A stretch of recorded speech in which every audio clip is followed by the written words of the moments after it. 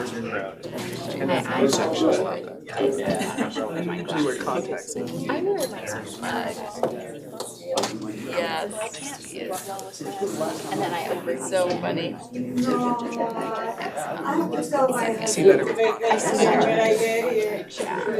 And it's just how fast. I saw the other day, it's like, I got new glasses. It's so fun to have clothes. Why are you wearing glasses? I never wear contacts. I went out to the you're waving quietly. Hey, my name's Leslie. Another one, and then also He like actually calls me Leslie. they're all Like, just you just call me Mom. Oh, yeah. Is it just a fun thing? Oh, it's because I don't listen. I mean, I'd be reflective on this. I would. First name? Well, just to be crazy. Every other minute I just. You know, when you're like, Mom, just Mom. That's right. You realize that. I I think it's a good thing, like today's kind of thing. They have, you have to pay $9 fees. Music thing, Don't have to buy another license.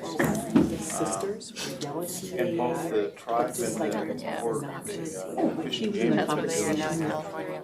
Oh, that was. However, one of them just shut down. So I knew it was it's going to kind of be changed. down the It's days, become a very good trophy fishery, which is They're fun though. They know. I way say that in my better than neighborhood that. when I I'm see them feeling at like Here at Disneyland folks. and I kind of watch them. All of the kids. I'm trying to see which ones I don't. The other kids.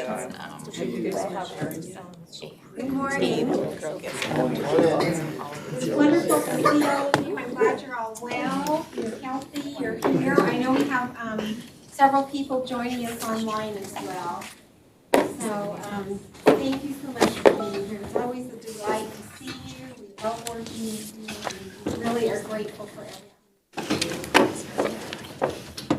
In your packet, Becky Heater just recently updated the list of Title I schools. We had you look at this at our meeting in November. But when you have a minute during the meeting, please take a look and make sure that the schools that represent your LEA are on here are correct. That whether they're targeted assistance or school-wide is correct, the address and that kind of stuff. We think it's pretty accurate at this point, but we want to make sure that if there's anything on there that needs to be fixed, that we have an opportunity to do that. We're going to go ahead and get started. We have a pretty packed agenda today. We have several people coming in with help events, so we'll go ahead and get started. So here's our agenda, and you have a copy of that in your folder, but a couple of things. We have books to give away over here. Please take as many as you can and as you want. Take them back for schools and principals. We're going to be remodeling upstairs next month, and they're going to tear everything out. All the cubicles and everything are going to be torn out. The carpet's going to go. So we've got to move everything. So we're trying to clean out some things so we don't have extra things that we have to move in the store. Also, Jamie Robinson, who's one of the early childhood specialists upstairs in teaching and learning, has boxes of the Kindergarten Here We Come booklets. So if you have an opportunity on your way out today, if you will check upstairs in teaching and learning, her secretary's name is Brenda McMurtry. The information is also on your agenda, your printed agenda. She would like for you to pick those copies up so that she can get those distributed. So wanted to make sure that you were aware. So as we start every meeting, we always talk about, what is it we want our children to gain from our efforts with our federal education dollars? What is the return on investment that we're looking for? So I want you to kind of keep that in your mind as we go through our agenda today. This is kind of the state of the stage here for Title I. So we have 347 Title I schools this year.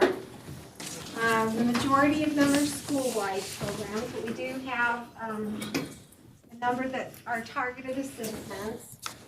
We also have 541 schools in the state in 2019 that were identified for targeted support and improvement for at least one student group, and some of them have multiple student groups. So we have 1,113 public schools in the state. So 49% of all schools in the state are in targeted support and improvement. So almost half. 46% of those 541 TSI schools are Title I schools. So almost half of our Title I schools are in targeted support and improvement. And if we look just at Title I schools, we have 347, 72% of all Title I schools are in targeted support and improvement. As I was working with Erin Bruff, our data and statistics coordinator, to get this information, I was really stunned. I realized that we had a lot of schools in targeted support and improvement, but until I actually put this slide together and crunched the numbers, it didn't hit me as hard as it did a couple of days ago as I was working on this slide. So we have a lot of work to do. And we need to be thinking about what can we do to reverse this trend. Some of your LEAs have had the privilege, I would say, of having Dr. Christelle Estrada and other members of the USBE organization from teaching and learning and assessment, and our team who've gone in and done some pretty in-depth school visits looking specifically at what kinds of things are happening to support our students who are learning English. So I spoke with her on the phone. She's recovering from surgery. I spoke with her on the phone yesterday, and she said, please tell the Title I directors that when you get those reports that she sends out that are very detailed, look at the commendations on those reports. Look at the schools and the specific teachers that are getting commendations for really doing outstanding work in supporting students who are learning English. Think about how you can leverage that. She also provides recommendations about things that she doesn't see happening. So we're hoping that people are taking that information to heart and really focusing on upscaling those really positive practices and maybe looking at some areas where we can improve. I spoke with Erin Bruff yesterday, and he's prepared some secure files that have individual student data that you can look at by student group. You can filter it. That data has to be sent out through the secure Move It folder. So it's not something I can provide to you. So what I would suggest is that you contact your assessment director, and if Erin hasn't sent that information for your LEA, have your assessment director reach out to Erin, and he will send that secure folder and help you interpret that data. So I was sitting next to him in a meeting, and he showed me just briefly how you can kind of toggle on that spreadsheet and look at students who are English learners or students who are from a specific racial ethnic group, students who are economically disadvantaged. Yes, Carrie? What is the file name? Like on a STIR file, there's lots of things, so what am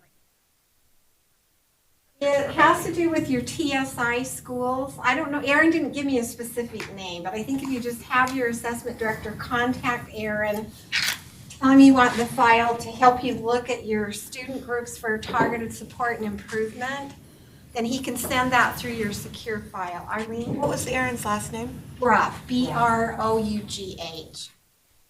Our coordinator for data and statistics. So he said several LEAs had reached out. I know he said he sent data to Weber and a couple of districts that had reached out earlier, and so he felt it was important, so he talked to me about that yesterday. So please be aware of that. I'll check with Erin too, or maybe Max or someone, would you be willing to email Erin right now and ask him if that file has a specific name, and then we can share that information before the meeting is out today. Thank you. so we talk about, what is Title I for? What is the purpose? Which is to give every student a significant opportunity to receive a fair, equitable, and high-quality education and to close achievement gaps. So if we look at all those TSI schools, and especially those schools that are receiving Title I money, should we really be thinking about that purpose? So as you budget, Tammy Long prepared your allocations, and she'll talk to you briefly a little bit later in the meeting about your preliminary allocations for the next school year. As you think about creating those budgets, make sure, number one, that anything you want to spend money in has to be in the LEA and the school plan. Otherwise, you cannot charge expenses to the grant if it's not in your plan. Okay, and remember, you're funding your plan that you thought through based on what your needs are. You're not just planning to spend money. You're creating a plan to meet your needs, and then you're going to apply those funds to best address those needs. So one thing that we can do then to increase our return on investment is leverage our funding streams. Some LEAs in the state now are really looking across funding streams and trying to braid different funding streams to support their overall goals. So not just looking at Title I in a silo and Title III in a silo and IDEA and your regular state level funding, but looking across those funding streams and thinking, if we have a goal to, say, improve literacy instruction and literacy achievement, how can we leverage these different funding streams toward that goal? Or if it's math or whatever that goal happens to be, how can you look across funding streams and leverage the funds? Another thing that we have really noticed, especially as some of us have had the opportunity to go out with Dr. Estrada to do those Title III visits, is looking at Tier 1 instruction. We see some really wonderful things happening for students. We also see places where teachers are clinging to practices that have no evidence base at all. And so kids are spending, time that could be spent more productively. And I'll give you one example. Dr. Estrada and other members of the team have come back frequently and commented that they're seeing a lot of silent sustained reading taking place. There's really no evidence to support that practice. And yet we cling to some of these things because we've always done it that way and we like it. And sometimes as teachers we think, oh, I want my kids to develop a love for reading.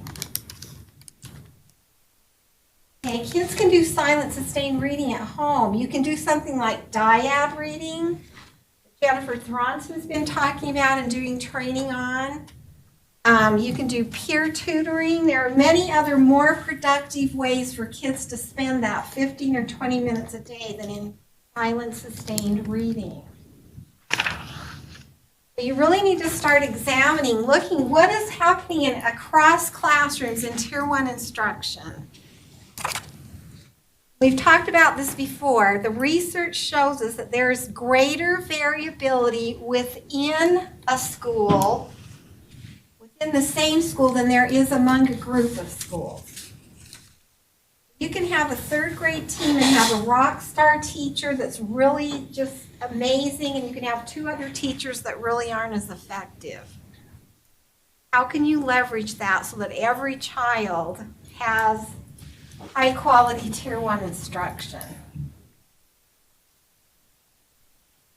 So increasing Tier 1 instruction, increasing the quality of that is another way to increase our return on investment. A few weeks ago, some of us were at a meeting, and one of the presenters shared this quote. This quote has to do with students with disabilities. Thinking about the impact of that Tier 1 instruction on students with disabilities. But I think you could almost substitute in there other groups, like are students who are learning English, right? Tier 1 instruction improves. Students who are learning English are going to have a better chance.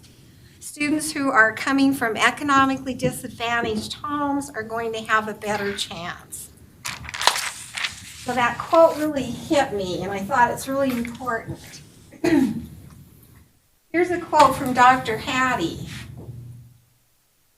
It says, "Do we have the courage to reliably identify those really impactful teachers in our schools, look at what they're doing, upskill that, promote that so that more students will benefit from that?" Like I said, it doesn't pay to have a star teacher in one classroom when you have two others the same grade level that are not as good.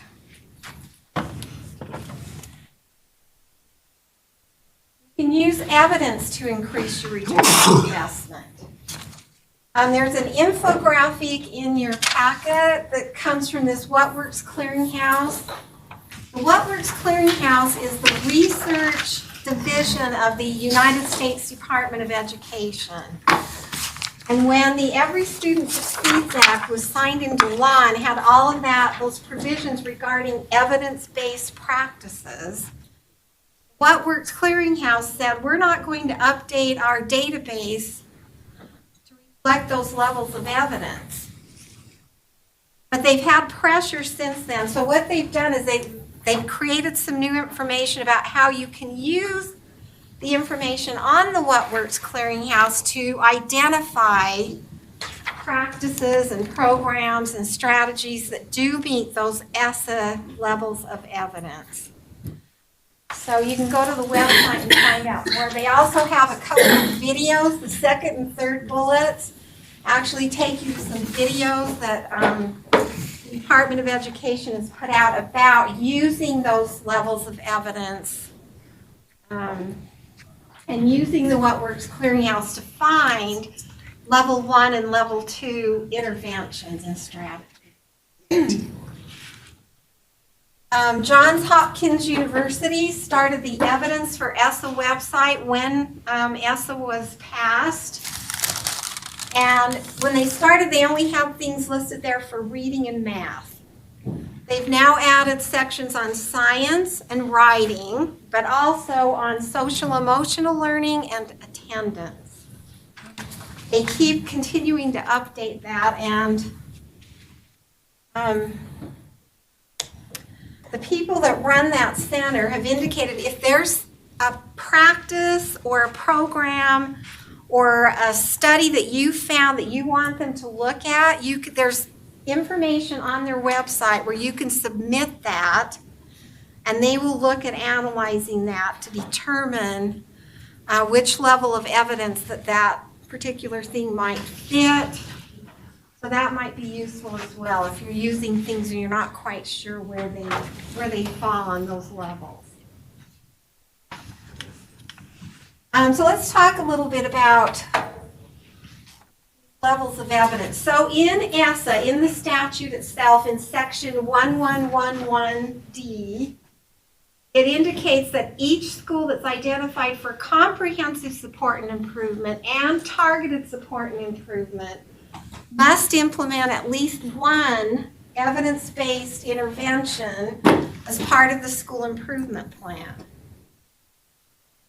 Schools that are in CSI status, those plans are submitted to the Utah State Board of Education, reviewed here by some people, and then they go on the board agenda for board approval.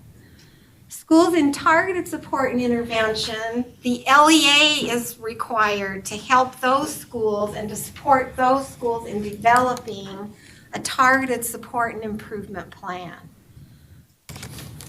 But they all have to have at least one evidence-based intervention. So here's the definition. It's an activity, strategy, or intervention that meets one of those 4 tiers. Number 1 is strong evidence, which requires experimental research design, where you have a control group, and the control group doesn't get the treatment. The second one is moderate. That's quasi-experimental, where you've got groups and you've controlled them on some specific attributes. Number 3 is promising evidence, which is correlational research. And the fourth level is something that's promising, so it demonstrates a rationale that it might be a productive thing to do, but there's not enough research yet to really move it to one of those first 3 levels, okay? Now, any one of those tiers is permissible in a school improvement plan, but there's a caveat to that we're going to talk about on the next slide. So this link here takes you to the Department of Education's guidance. We've provided that to you previously, but if you need it again, it's at that link. Here's the caveat. If schools receive Title I 10003A school improvement funds, and they are going to spend those particular funds on an intervention or program or practice, then those things that they're spending that school improvement money on must meet tiers 1, 2, or 3. Can't spend those school improvement dollars on level 4. Okay, it doesn't mean you can't include them in your plan, but you can't spend your school improvement dollars on level 4 intervention. Does that make sense? So there's the caveat there. So we just wanted to make sure that we clarified that a little bit. Here are 2 distinguished schools that just were recently recognized at the National Conference in Atlanta. So here's 2 examples of schools that are doing really wonderful things. Category 1, Parowan Elementary, they had overall high achievement for multiple years. Category 3, Westmore Elementary and Alpine, were doing exemplary work to support their students who are English. So we have examples of schools around the state that are doing really wonderful things. We need to be able to help you access what they are doing. And we'll invite these 2 schools in at a future meeting to share what it is that they are doing, help them achieve in the way that they are doing. So here's our federal updates. There's some new resources I wanted to provide to you. This is Teacher and Student Discourse Moves. You have a copy of this in your folder. This one comes out of Melissa Mendenhall, who's our elementary STEM specialist at USBE, shared those with me last week. There's a new toolkit on social emotional learning, some things on family and community engagement, and then the federal government just recently opened a federal school safety clearinghouse, which is a joint effort of the Department of Education, Health and Human Services, Security, Homeland Security, and Justice. So you have links to those new resources. So looking at what happens with budgets moving forward. Before Congress left on their summer recess, they passed the fiscal year 2020 budget, which funds this current school year. They raised the budget cap for both this year and next year, increased non-defense spending by 4%, and suspended the debt ceiling. They also allowed the Budget Control Act to expire, and that was what put sequestration of funding in place. So hopefully that will go away. So because they won't have to hammer out a brand new budget deal for fiscal year 21, it's hopeful that the process may go more quickly, but because it's an election year, it's not likely that they're going to get the appropriations bills done before the election. So what will likely happen, since the federal fiscal year expires on September 30th, there's probably going to be a continuing resolution which will fund things at the current level. And they'll wait until, there's a new Congress seated, if any other changes that take place. So we probably will not have our final allocations for next school year until a year from now. So here are the final allocations for fiscal year 20. That's going to fund school year 2021. So there's a slight increase in Title I. Some of them are flat-funded. Title I-B are grants for state assessments. Title I-D is neglect and delinquent. Title III-A, that got a little bit of a boost, which was very much needed. Title IV-B, which is 21st Century Community Learning Centers, got an increase. And education for homeless children and youth got an increase. Those are just some of them. It's not the full list. So some things stayed flat, some things increased a little bit. Arlene? So with that being said, how would you recommend that we do reimbursements? When we don't, if we don't know for sure, I mean, you've given us preliminary allocations, and like this year, because of grant management system, we've been delayed on our reimbursements. Next year, will we be able to just move forward? Or Well, It's gonna be really tough until you get the final number, but you can take, we're trying to decide on a percentage of what we should hold here, so we don't overpay you. Yeah. So maybe we keep 25% back or something, just a number back, so that we don't overpay. That number won't come out all, and depending on what the feds do. You know, we just don't know. so what month would be the best month to start reimbursement if we're gonna do it? You know, like we talked about quarterly. Yeah. Is November, just January still appropriate, or? Yeah, I think so, or, I mean, you could even start earlier, I hope, as long as we get everything. We had a little rough start.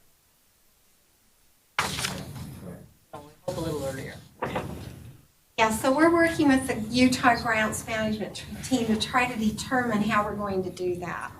The way that the U.S. Department of Education does with the states is on July 1st, we get a grant award notification, and they give us 25% of our allocation. And then on October 1st, when the new federal fiscal year begins, we get another grant award notification that gives us the remainder of our funding, but it's always preliminary because you never know if Congress is going to make changes along the way. If there's going to be a budget deficit in some other area and they cut funding, it's always sort of tentative until we finally get, you know, spreadsheets from the Department of Education saying final allocations. So That's how it works every year. So we should count on what we have this year, but don't, because the preliminary might be more, don't wait till we hear for sure on that? Well, we haven't really determined exactly how it's going to load up into Utah grant. We'll keep you up to date on that. So, here are some things that may impact those allocations. So, in December, the United States Census Bureau released updated LEA poverty levels. So you have a spreadsheet in your folder. These are only for regular districts that have geographical boundaries. Okay, the Department of Education cannot estimate poverty for charter schools. You don't have boundaries. This is what the district poverty estimates are.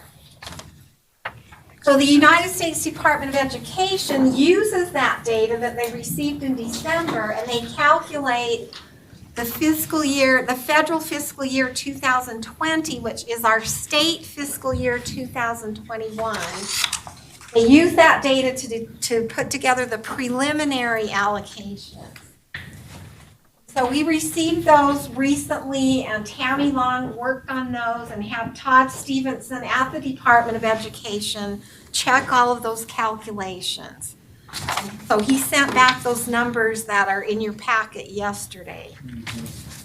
Right? So those are your preliminary ones. Other things that impact this is the relative share of poverty that our state has, and I'm going to show you that in just a minute. So a state's share of the poverty across the nation increase or decrease, then that impacts the Title I allocations. If you look here, Utah is one of the states that has a decrease in our poverty counts of school-age children, which are children ages 5 to 17 who are living in low-income families as defined by the federal government. So in 2017, about 9 1/3% of our kids, 62,631 students were coming from low-income families. We had 0.67% of the national share of poverty. In 2018, it dropped to 8.82%. So we have 59,921 low-income students, and we have 0.65% of the national share. This has been decreasing over time. A couple of years ago, I think we had 11.2%, then it went down to 10.4%, then 9.3%, now we're down to 8.82%. So our share of poverty in the nation is decreasing.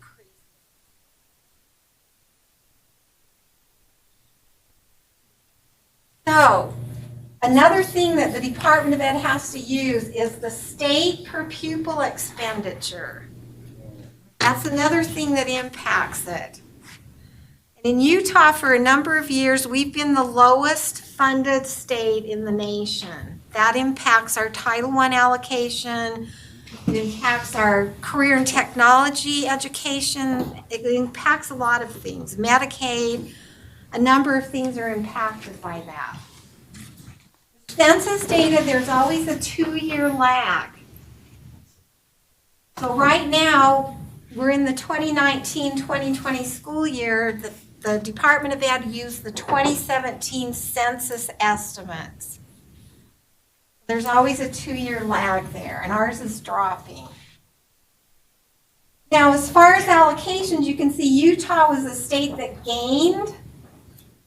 That's really primarily because the overall Title I allocation, when I showed you that slide a little bit earlier, you saw that there was an increase overall in the Title I allocation. So that's a reflection. However, our final allocation may decrease based on our poverty data. So that's why you can't, exactly think that preliminary allocation is going to exactly be what you're going to get. We won't know exactly what our whole state allocation will be. How are those two considerations Which, weighted? So like, if our state puts less money toward education, how much does that count toward our allocation? What's that factor? I think 97% is based on our poverty. Then there's that other 3%, and part of that depends on our state expenditure.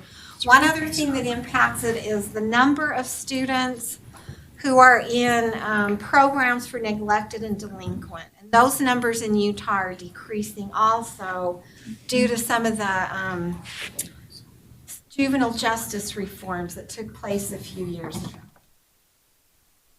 They actually penalize states that don't put in as much effort to fund education at the state level than other states do. We get penalized for that. Why do we do it? What's that? So if we get penalized for it, why do we do it? Why does the state of Utah do it? Ask the legislature. So our final allocations, this came earlier where they said maybe we can give that to you in June of 2020 to form the basis of the July 1st allocations of the states. But what we're hearing now, even in the last day or so, is that may not be the case because of the elections. Now we have this big census coming up.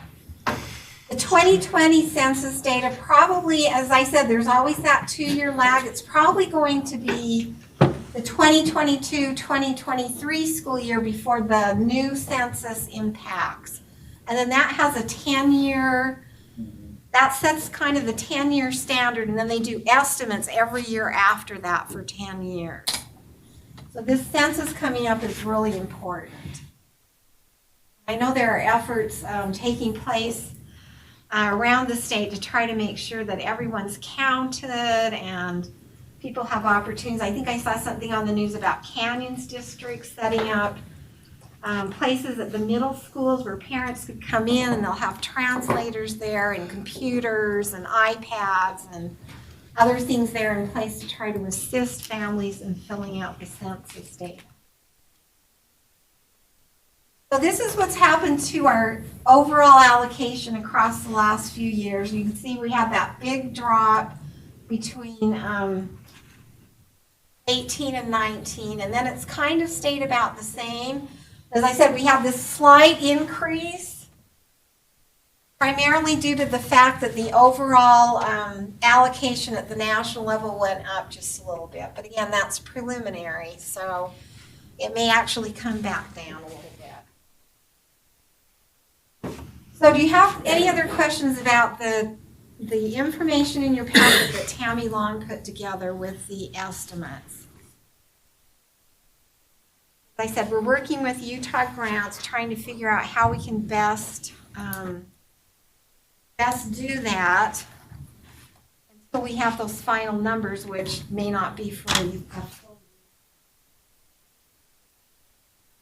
So Tammy will be here if you have questions after. She can help address that.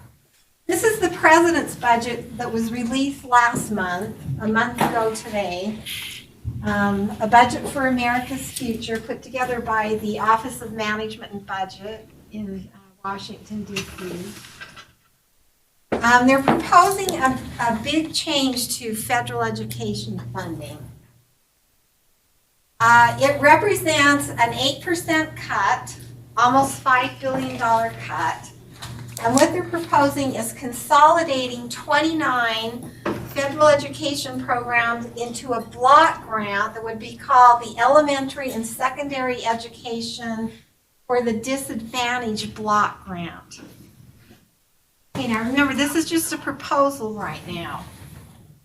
So it would be a total of $19.4 billion, and for fiscal year 20, the Title I allocation just by itself is $16.3 billion. So these are a few of the things that would be consolidated. So all of the title funding, so I've listed a few up there: migrant, homeless, Title II, Title III, Titles 4A and 4B, Javits Gifted and Talented, Arts and Education, the Regional Education Comprehensive Centers, Rural Education, Neglected and Delinquent. So if you want to look at that budget, here's the link to it right here. So it provides more flexibility, so that's one reason that the administration's proposing it, but it's also less funding. Secretary DeVos had to present at a hearing in the House Appropriations Committee just a couple of days ago. And what she said is, we're not getting the return on investment. We're investing billions of dollars every year. We're not getting a return on that. So why do we keep doing it? You can kind of see where this thinking is headed, right? So state education agencies would set aside 5% of that amount for school improvement activities. LEAs would get their funding in a block grant based on the Title I formulas. Okay, you would get one amount. So you wouldn't get Title I, Title II, Title III, whatever. It would just, everything comes in a lump sum. Then the LEA has to determine what's most important, where are we going to use that money. There would have to be guardrails put on it so that certain student rights were being met. There would still be accountability in place. Parents would still have to receive the information that they need. But it's really, the idea is to prioritize student achievement, reduce the federal role in education, turn control of education to states, local districts, parents, students, all of that stuff. But it would require Congress to rewrite the Elementary Secondary Education Act to put some of this in place. So the Every Student Succeeds Act just became law in December of 2015. It's 4 years old. States and districts are just barely implementing all of the provisions of that. So it would require congressional action to rewrite the legislation before that could go into place. But it's an attempt by the administration and the Office of Management and Budget to put forth policy ideas that they want Congress to consider. I just wanted you to be aware of that. This is a list of all 29, and I know you probably can't see that, but we'll make this PowerPoint available. It tells you what the 2020 levels are, and then you can see here they're zeroing all of those programs out, and the total would be $19.3 billion for all of those programs. We still have LEAs that have funds that need to be claimed. So we have fiscal year 19 funds that we need to get closed out before September 30th.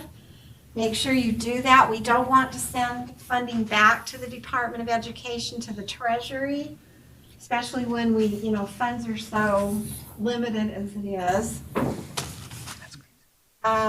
You cannot claim your fiscal year 20 funds until you've closed out your fiscal year 19 funds and you've got all of your documents approved in Utah grants. You've done the DMI annual core, the DMI cycle 4 items. And remember, fiscal year 19 expires this coming September. Fiscal year 20 expires in September of 2021. Brett? Go back to that previous slide.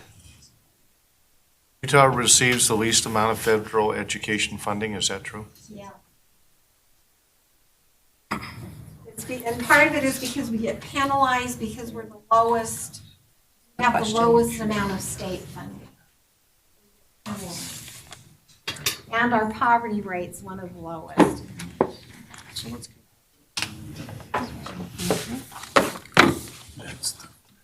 There's some studies. I don't know if Utah will be involved in this, but the Department of Education is planning to do a study on the implementation of the Every Student Succeeds Act. It would include a number of programs and also include IDEA Part B. So they're going to collect financial information from 400 districts across the country, looking at budgets, expenditures, payroll data, and then also surveying officials to find out what kinds of services and resources are being provided, how are programs being coordinated and leveraged, grading funds. They'll also be conducting some site visits. So at this point in time, we don't know who's going to be chosen to be in that, but I wanted you to be aware in case Utah by chance happens to be. So they're looking at how you're using the funds. Are you using them in a way that's flexible? Then there's also another study being conducted by the Government Accountability Office. It's a little bit smaller, but they're going to be looking at some similar things. I don't have any information on the questions that they'll have. So looking ahead, save the dates. These dates are all on the bottom of your printed agenda. Our summer system conference is coming up. We're asked not to hold anything in the summer that would conflict with the standards implementation workshops that Teaching and Learning is conducting across the state during most of the summer.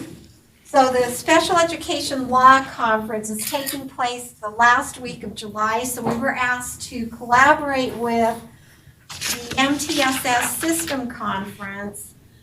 So we have two really wonderful keynotes. If some of you were at the national conference in Atlanta, you had an opportunity to hear from these two women. Their focus is on social emotional learning, and trauma-informed practice. You can see a little bit more about their keynotes and their breakout sessions listed on your agenda. So Tara Brown will be on July 30th. She's really dynamic. She'll be doing a keynote and then followed up with a breakout session. Dr. Linda Bone will be doing a breakout or doing a keynote the first day, and then she'll be doing 2 breakouts that first day as well. So we're really excited that we're able to both of these ladies. They're very dynamic. So I think just coming to the conference just to hear them, their keynotes and their breakouts would be well worth the time and effort to attend. There will be a lot of other breakout sessions as well. Registration and that information is not quite open yet, but we'll make sure that you're aware. Is there a fee? I think they're looking at about an $80 registration fee, and that will include materials and lunch and everything like that. So we'll make sure you get that information. So are we staying on the road to excellence, or are we kind of looking at all these signs and we're not sure where we're going? So let's try to stay on that road, and let's try to really think about the return on investment of the fund. This is a list of our contacts right here. So that concludes my part of the program. I'm going to ask Jeff Ojeda if he will come up. Is he in here? And he's going to introduce our next speaker. So thank you, Jeff.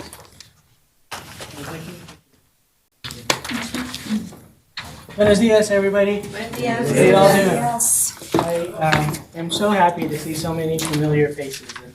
I spent now just under 14 years here at the State Board of Education. It used to be State Office of Education. And I've gotten to work with so many of you in so many different capacities, so it's see all of you again. I am fortunate to be able to present to you, our presenter, on a topic that is incredibly important. And it's, aside from all of the statistics and the numbers that we look at, testing is important, absolutely, and our kids' academic success is absolutely important, without a doubt. But I don't think anything beats their safety. And I had the fortune of meeting Allison Smith, our presenter, who presented to one of my groups in regards to trafficking. And it was an eye-opener for many of us in the audience.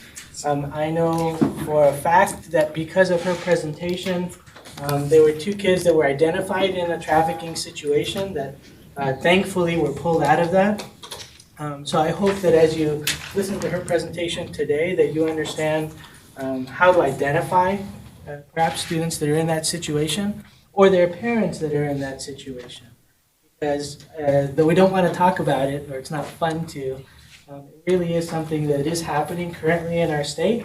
And we see those numbers, while they're not increasing by huge amounts, we do see those numbers growing. So it's something that I hope that will benefit you, and hopefully that you can take back to your LEAs and have these discussions with the people that are on the ground working with your students. But we had to inform you first and foremost so that you were aware of it. So without further ado, I present to you Allison Smith. Thank you. This is fabulous. I appreciate him so much, and he's so engaged in a variety of things that are so important, and it's a pleasure to be with each of you today. It is an honor for me, and first I want to thank you for the incredible work that you do that matters, that makes a difference on a daily basis in the lives of those that you serve. Not only those that are working at the schools that you serve, but also obviously then the children, right? Today I'm going to utilize a PowerPoint that was just recently approved by the Utah State Board of Education. Myself and another, I think there's one other agency in the state that basically put together, was invited to put together a PowerPoint that can be shown throughout the state. And so I thought it would be appropriate, and it can be shown throughout the state in terms of, actually being approved by the board to do so. And so right now, I've had a lot of elementary schools calling me regarding basically training not only teachers, but staff as well throughout the state. And so anyway, but let me just quickly give you an idea of what I do. I am with the Utah State basically Human Trafficking Task Force.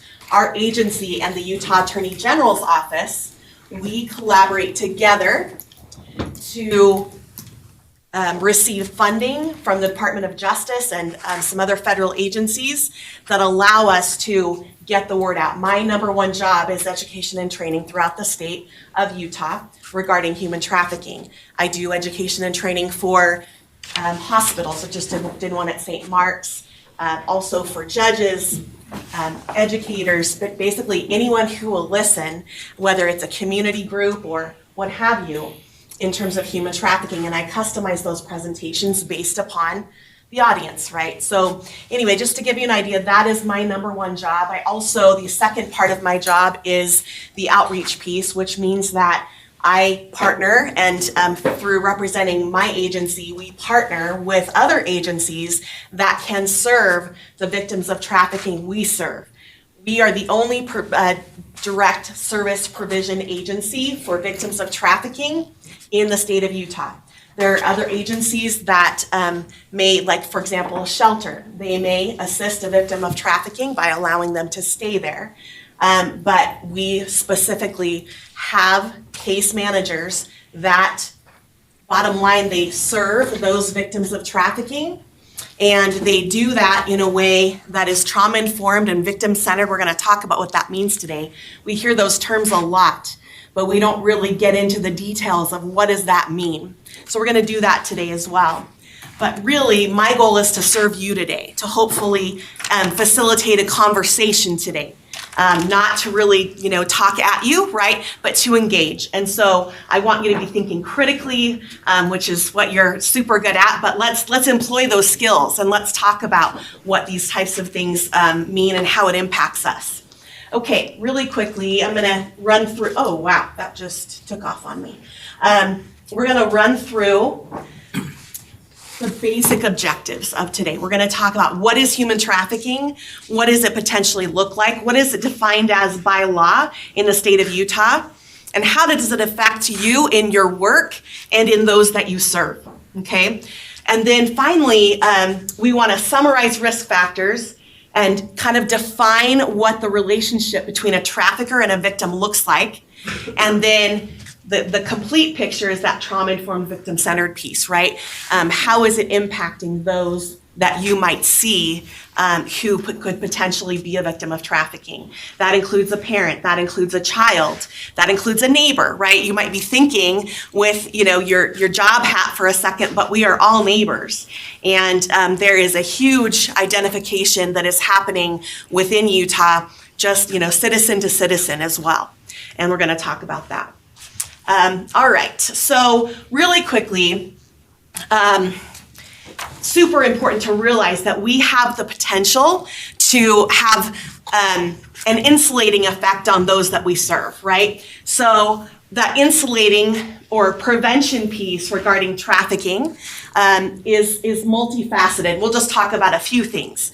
And anything that I'm going to be telling you today is either the citation is within the slide and the references at the back of the presentation. There will be nothing I will tell you today that is not evidence-based, that is not grounded in research, okay? Or experiential, right? Because I'm speaking from the point of view of someone that serves these victims in the state of Utah, okay? So, number one, establishing trust. You know how important that is for a juvenile, someone who is considered a child in the state of Utah, to have a dynamic where they feel that there are certain people in their life that they can trust no matter what. And there are lots of youth that are at risk because they don't have those type of relationships. So if you or those you serve can establish relationships of trust, just the fact that you're there every day in their life, right? Just the dynamic of, how are you today, John? It's great to see you. Just those kinds of dynamics If you can further it and there's time and those kinds of things, absolutely vital. And I'm speaking to the choir, right? You know all this, but it is very important. And research has shown there are insulating effects when children have people in their lives that they have a relationship of trust with, okay? Modeling good behavior and coping skills. So for example, if a teacher or you're walking in the hallway and you get kind of pushed, not physically, right? But you may get pushed in some fashion by a comment, a derogatory remark, something like that, one of the youth at the school is making toward you, okay? Or making towards someone else that you think, that is inappropriate as well. But how do you handle that situation, right? Do you kind of keep your cool, just, act appropriately, be more proactive in your response? That can look a number of different ways. But those types of, we now know modeling is the best teacher, right? That is the key. And so really important that we recognize, again, those are insulating factors for these kids. If they can see someone modeling appropriate behavior and seeing the positive that comes from that, okay? Coping skills, same kind of thing. Establishing open communication. Are you a safe person? Are you and those that you work with at your schools, are these adults that are serving youth safe people? Or is there a tendency to maybe do a little put down here or there? I mean, I don't know the schools, but we all know that this occurs on occasion. And so really important that we always remember how important it is to be safe people in the lives of these kids. What do I mean by emotionally safe? What does that mean to you? What does it mean to be emotionally safe to you? Be able to speak up without being ridiculed. Absolutely. And that ridicule can be straight through the front door. It can be in through the back door. Either way, it's ridicule. And everyone knows how that feels, right? Super important. Again, remember that insulating or prevention factor. Okay. So bottom line, we all need to be safe people in the lives of those we work with and the lives of those we serve, right? We need to be emotionally safe people where there will not be a put down, again, whether it's in through the back door or straight through the front door. Help them understand the why in terms of guiding behavior. Why is that important? Why do we want those that we are working with and serving in our schools to understand the why part of, as you're trying to guide behavior or teach others how to do that or working with others? Why is it important for a teacher, for example, or you, if in terms of your capacity, to basically help them understand the why part in terms of, any behavior that someone's attempting to guide? Yes? Because there's more to it than just what you're teaching. You're explaining the why. They're able to make a decision in a different time that isn't as explicit as what you just taught them. But once they know why you're doing what you're doing, they're able to then move on and do their own.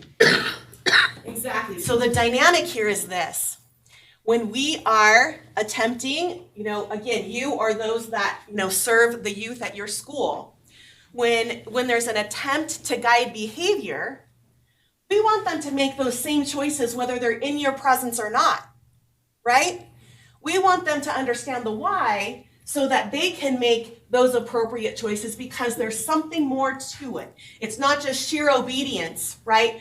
But again, if they understand that, if they understand the reasons for those things and the rationale behind making that good choice, then what ends up happening, right? They can make, again, even in different situations, that same choice, that same good choice, because they understand what's going on behind that. And it's also empowering for them, as at least, the research showing that, but also our common sense tells us that too, right? That it makes sense that it's going to be empowering for them if they can make that same good choice, whether they're in your presence or not. It's like, yeah, I didn't do it because my teacher was standing here or this other person that, is a school employee. I did it because I know it's the right thing and it feels good to be able to do that right thing. Now, I wonder if any of you are thinking, yeah, that may be true for some students, but there are other students that they are so in the cycle of negative behavior and negative consequences that they're not necessarily thinking that way. And I hear you in terms of that. I think innately we all start out as that, and research shows us that, right? But then we have our life situations we deal with. We could have a female who is 10, and her mother is trafficking her in order to finance her drug habit. Okay, we have that. We have a client, that very client who is 10, and her mother was trafficking her to finance her own drug habit. Okay, so if we're in a situation like that, holy cow, it's rough, right? Super rough. And we may be engaged already and very likely in that kind of circular dynamic that I just mentioned. So I don't want everyone to think that I think everything's all peachy keen, because it's clearly not. But I think the principle is important to establish, which is that when they understand the why, they can then make those same good choices, hopefully, when they are not in your presence or in the presence of another adult. Appropriate monitoring. That's just something to kind of keep in mind. Obviously, this is what you do, and there are plenty of teachers that are amazing and monitor things very well, but in an appropriate way. And then that, again, it's just research-based, so it's linked to those insulating and prevention factors. And then finally, always ensure the goal of discipline is to teach, right? That's the meaning of the word. Discipline is to teach. So we want to always ensure that that is the motivation and the dynamic, right? When someone's being disciplined, so to speak, right? Again, our focus is to teach them something through the process, okay?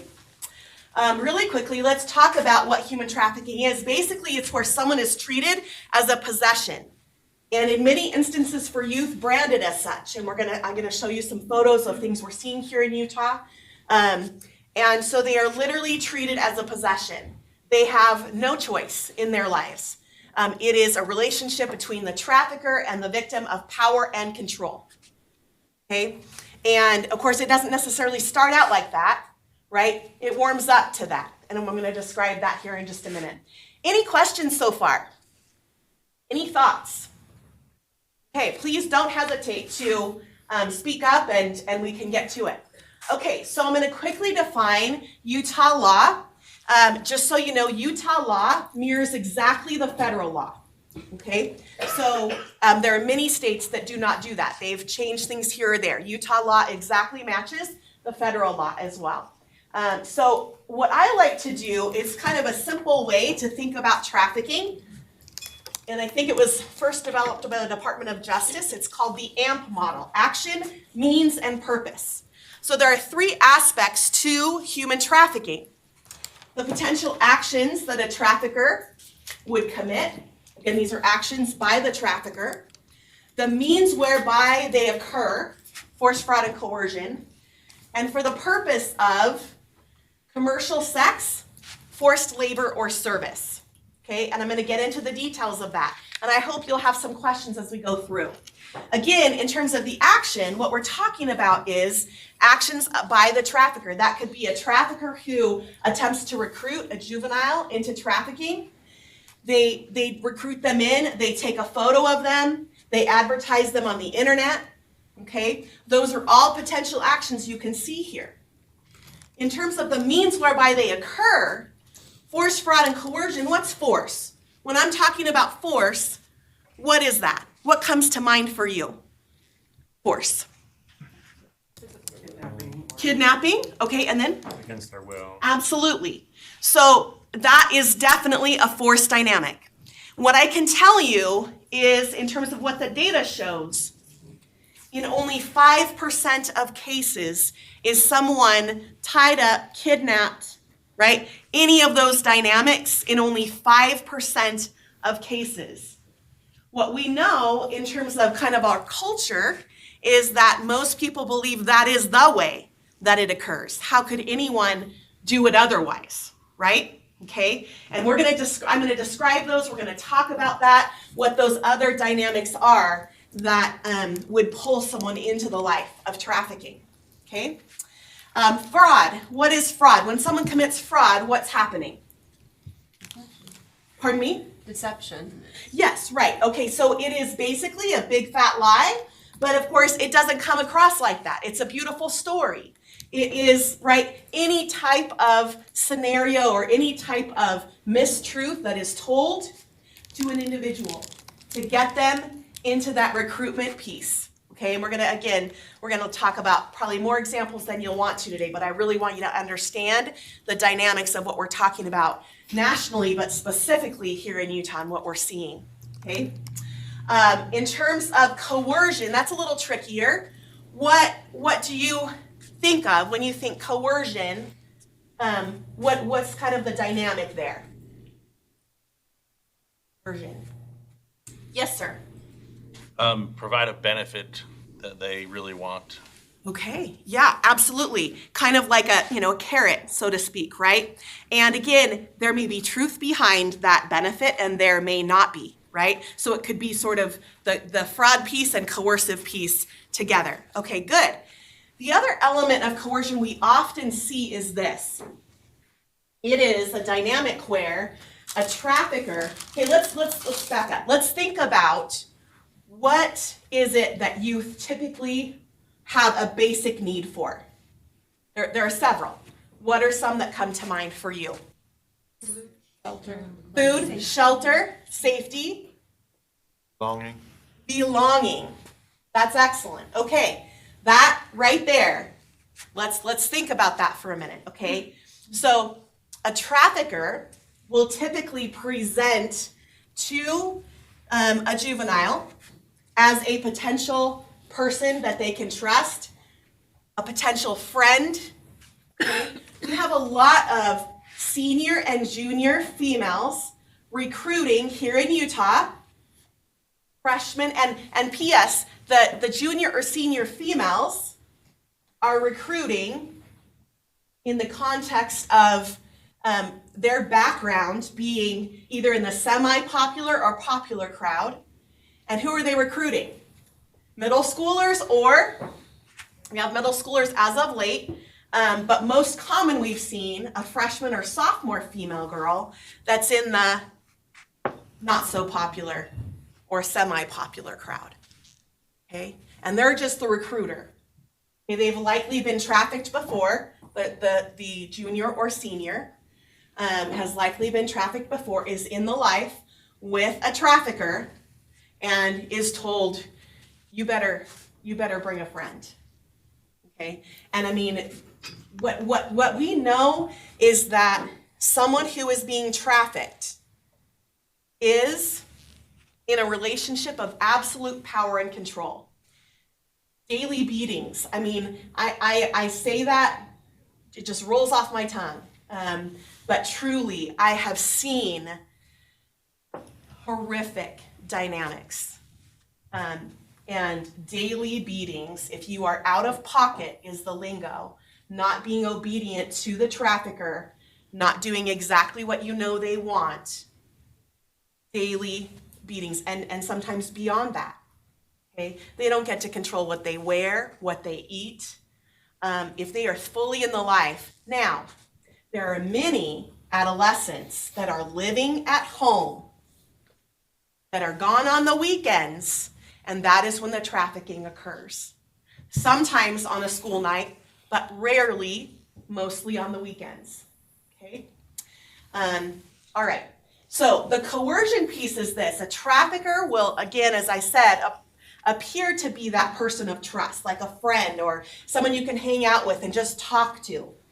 How often do you hear a juvenile say, she just doesn't listen to me, right? I mean, that's the thing. And if a trafficker will sit 3 hours and just sit and listen, holy cow, just the listening, just the investment of time is huge. Okay, they then, begin to believe that this person really cares about them. They feel like they, have belonging. Someone is very interested in them, right? That is the predominant way someone is pulled into the life. It is not that super violent, initial violent dynamic. It is with time, energy, that dynamic. Okay, so that coercion piece when that trafficker is sitting and listening to the juvenile, they're investing, again, as I said, their time and so forth. But what they're really doing is gathering intel. What are they looking for? They're looking for some vulnerability in that person, aside from just the belonging piece, that they can then later exploit. What can you think of would be an example of a vulnerability? Yes, sir. I was just going to say coercion also indicates negative reinforcement. So they're escaping, they're doing something to escape an aversive or an uncomfortable. And that's reinforcement for them because they're not getting, say, the beatings. So they'll do a behavior to escape. Exactly. And that is the perfect foundation for what we then call the trauma bond. And we'll talk about that in a minute. Thank you so much. That's a great comment. Okay, so in terms of the coercion piece, again, they are looking for vulnerabilities. So what is an example of a vulnerability you can think of that that trafficker can exploit? Vulnerability. You can probably list 20, but just give me a couple. Yes. Poverty. Absolutely. And poverty is number one. It is number one internationally, nationally, and in the state of Utah. It is always number one, has been forever. Okay, good. Right? So what about poverty could lure someone into a trafficking dynamic? Money. Money, absolutely, right? And this will be our life. You do this, and we're going to be golden. We're going to have a great house. We're going to travel. We're going to, right? So it's not just the sheer money, right? In other words, you're going to have enough food to eat. You're going to have, basic needs met. But beyond that, we are, going to have a beautiful life together. It's that belonging piece, right? Okay, that's just one quick example. We'll go on and talk about several others. Again, for the purpose of commercial sex or forced labor or service, you can see the two categories here. There are actually technically 28 different types of trafficking, but we will stick to sex trafficking and labor trafficking for the purposes of our discussion today. One exception I want to make, and hopefully you guys are way ahead of me in your minds, okay? That has to do with a juvenile and commercial sex, okay? And I put this asterisk here and the notation at the bottom that relates to a minor and the ability of a minor to consent, right? So what I'm going to do is to address that issue. The law says there is no force, fraud, or coercion necessary in the case of commercial sex as related to a juvenile because they cannot consent, right? There is no commercial transaction. It is simply, I shouldn't say there's no commercial transaction for a juvenile, but because the law recognizes they cannot consent, then there is no force, fraud, or coercion required. So let me ask you, let's kind of wrap our heads around what I said. And I'm sure you're, again, way ahead of me, but just to make sure. In terms of a juvenile, have you ever heard, raise your hand if you've ever heard the term couch surfing. Okay, have you heard it at school? Raise your hand. Okay, so here's the deal. Couch surfing is what? Okay, exactly. And so typically we are either a runaway or we're homeless, right? Okay, I'm talking to juvenile now, right? Okay, runaway or homeless. And oftentimes those that are our juvenile clients, when they say couch surfing, this is what they mean. That they, maybe they were initially a runaway, okay? And at first when you're a runaway, you might have a few places in mind that you could stay and be okay, right? These are friends that you pretty much trust, right? But then after a while, those welcomes are kind of worn out, right? So then it's a friend of a friend, somebody you don't maybe know super well, okay? And oftentimes what happens is there is the place to stay that's offered, but then there is an expectation of something in return, okay? And that is typically a sexual dynamic, okay? So what we know is that if we think about the actual definition of a commercial sexual exchange with a juvenile, in other words, human trafficking, sex trafficking of a juvenile, when we don't need the force, fraud, or coercion, we simply have the action and for the purpose of commercial sex. So when there's a commercial exchange, when you exchange sex for something of value, that becomes a commercial exchange. Is that clear, everybody? Clear on that piece, right? So it can be sex for a cell phone, sex for a place to stay, sex for drugs. If you have a substance use disorder, do you think drugs are a basic need? Absolutely. Doctors, all kinds of research says that is a basic need for a person, okay? Can be sex for food. Basically, again, sex for anything of value. That is a commercial transaction. So if we're talking about sex for a place to stay, and they say couch surfing, what we know is that that is actually human trafficking. It's that, of course, only in the case of a juvenile, right? Because we do need to show force, fraud, or coercion in the case of a juvenile as related to labor trafficking, right? Which is work performed, house cleaning, a variety of different things, okay? And then for an adult, obviously, in both instances, for both sex and labor trafficking, we need to show the force, fraud, or coercion. Is that clear to everybody?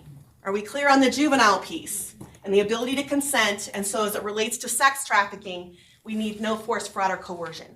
So if you hear the term couch surfing, you might want to dig a little deeper.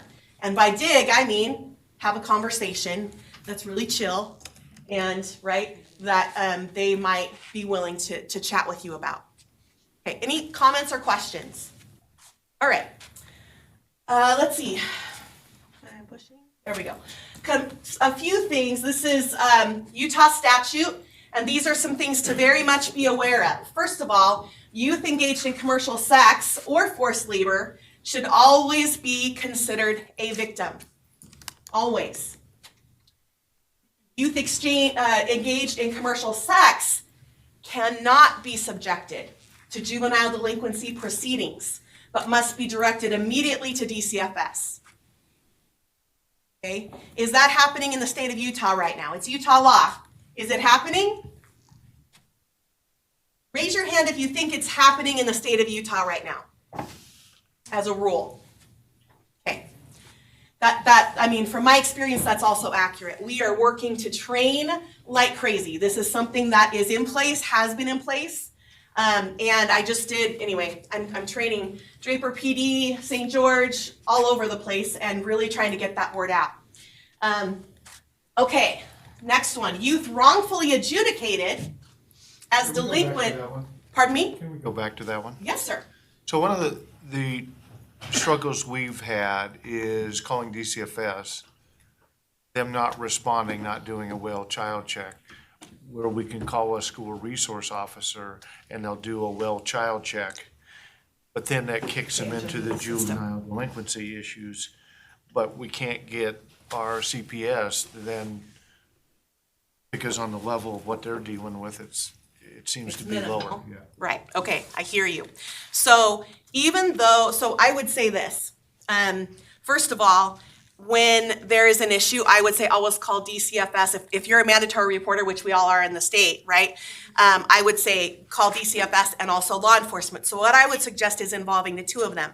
I would also love to, and we do this a lot, we come and train individual, like regional DCFS organizations, right? DCFS is a statewide, but there are regional dynamics. And so one of the things that we are doing, actively engaged in, is doing that type of training. I would love to maybe chat with you after and see if that DCFS organization, we actually help DCFS create a human trafficking protocol. So we're involved at all levels with them, and so I would love to be able to do that. I think that they're completely overwhelmed, and I get it, I really do, but it is the law, and so we are working actively to try to engage all parties, including the resource officer, because yes, it is law enforcement per se, but at the same time, there's a lot of law enforcement that don't handle things like a delinquency element, dynamic. They simply intervene and then begin to kind of understand the situation, and then again, pulling people to the table to collaborate, to figure out what can we do in this situation. So I appreciate that, and I'd love to engage after if you feel that that's appropriate. Sounds good? Okay. And then, okay, youth wrongfully adjudicated as delinquent for conduct that they engaged in as a result of trafficking. Let me give you an example of that. Actually, how about you give me an example of that? A youth is being trafficked, okay, and they engage in illegal activity as a result of the trafficking. What can you think of as an example of that? Holding drugs or weapons. Exactly. I'm sorry, who said that? Right here? Okay, sorry, I didn't realize it was coming from there. Thank you, that's exactly right. Okay, if you've ever heard of, another example, if you've ever heard of the term trick and roll, the juvenile going on a date, we don't call it, they don't call it trick anymore at all, ever, but they use the term date, okay? They go on a date and they are told, do not come back empty-handed. And they mean, they're not just talking about come back with the money that you now owe me, you pay all of it to me, right? They're talking about what else? What else could they be talking about? Drugs. Exactly, drugs, the guy's, the person's wallet. I'm sorry, I'm being stereotypical. That's not nice. Okay, so, right, absolutely. So they're talking about a variety of dynamics, and they say don't come back empty-handed. And what happens if they come back empty-handed? They might give the money, right? Again, the money is just like an expected piece, right? The trafficker wants them to come back with something more, a credit card, a wallet, whatever it is that that person can grab, right? What happens if they don't come back with that? Probably get abused. Pardon? Probably abused. Absolutely. It is a guarantee, a guarantee. And I've seen a woman with, where the trafficker, actually this was a recent conviction and it's the longest, it's the biggest human trafficking conviction so far in the state of, in Utah's history.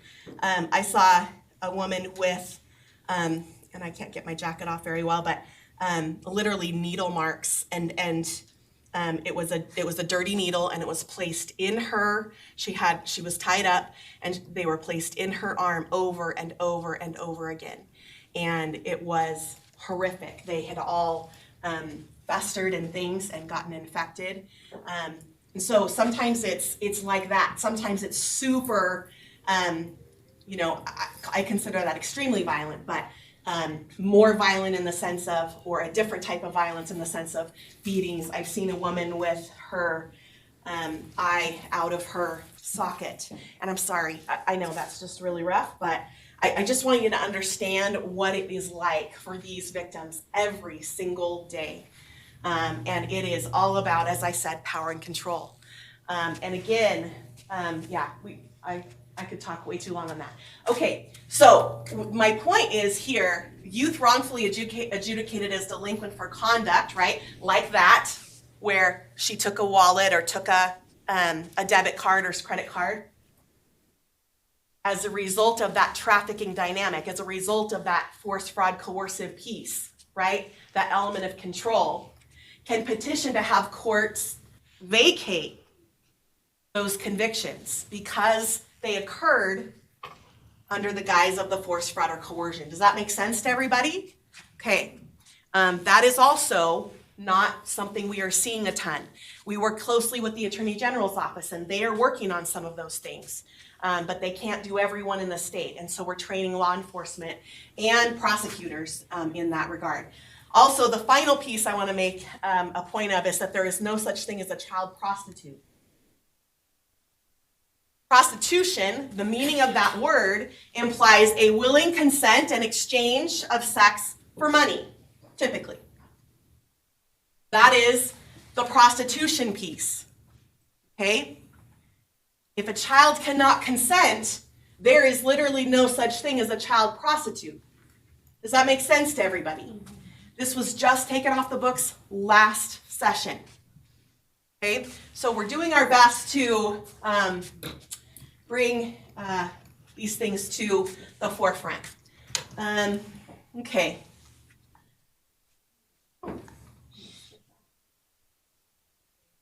I'm going to skip through some things because we're a little bit short on time. Where am I at 10 o'clock when I'm done? Sorry. 30. 10:30. Beautiful. Okay, great. All right, quickly, let's talk about what's happening nationally so you have an idea, okay? So what we are seeing right now, first of all, anyone raise your hand if you've heard of the National Human Trafficking Hotline. Okay, awesome. Oh my gosh. Honestly, of all the groups I've spoken to, this is probably the greatest percentage that I've seen. Raise your hand. So that's delightful. The number is here. I'm going to give you a sheet at the end for all kinds of numbers to call. You can either put it here and make a note of it here or at the end.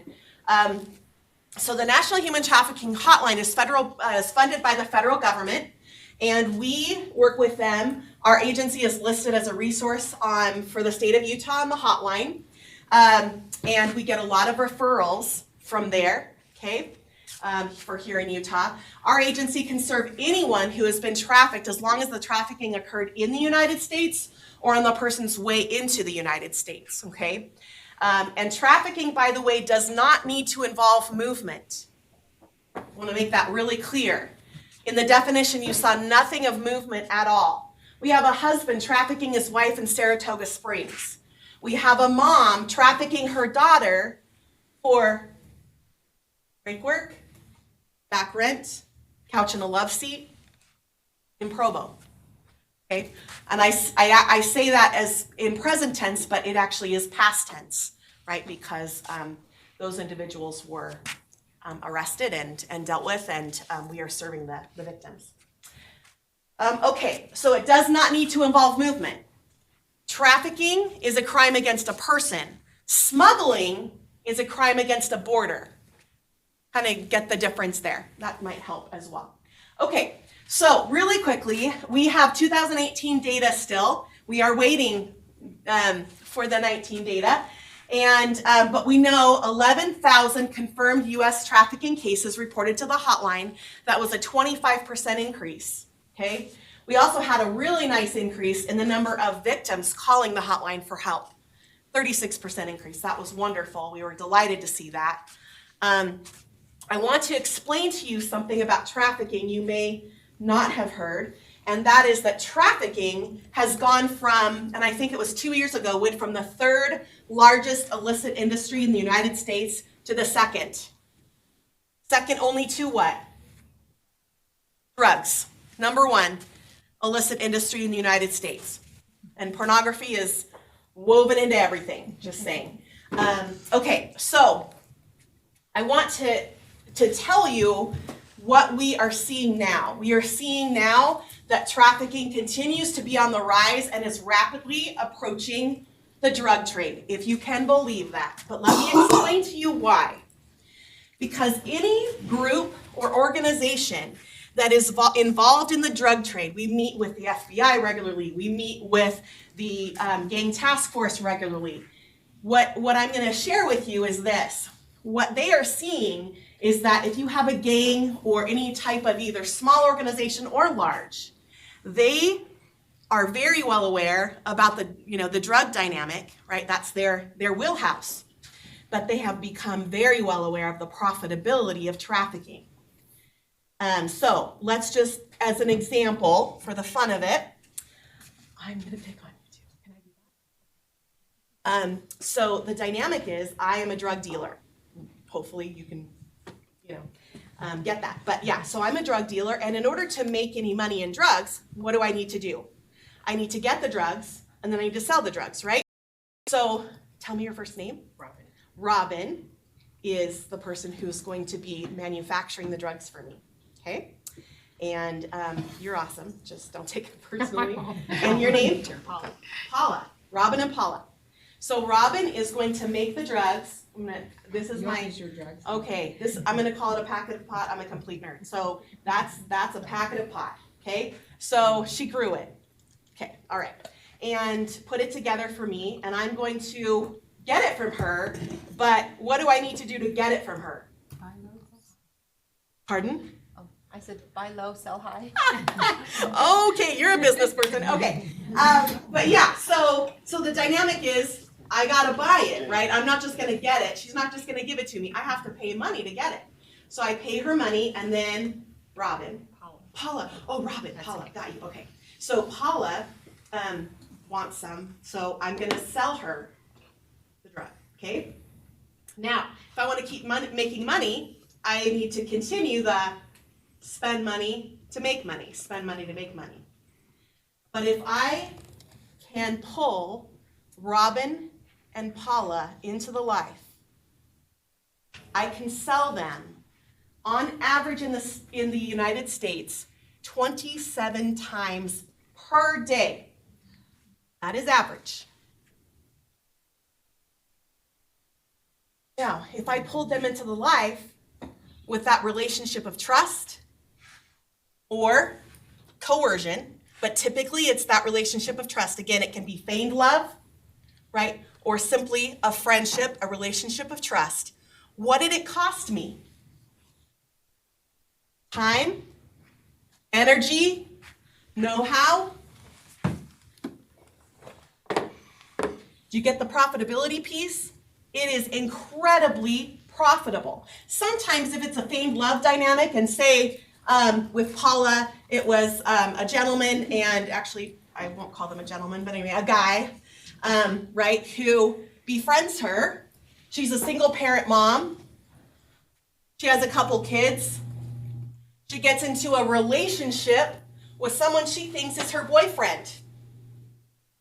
Again, this is the most common way that this occurs, okay?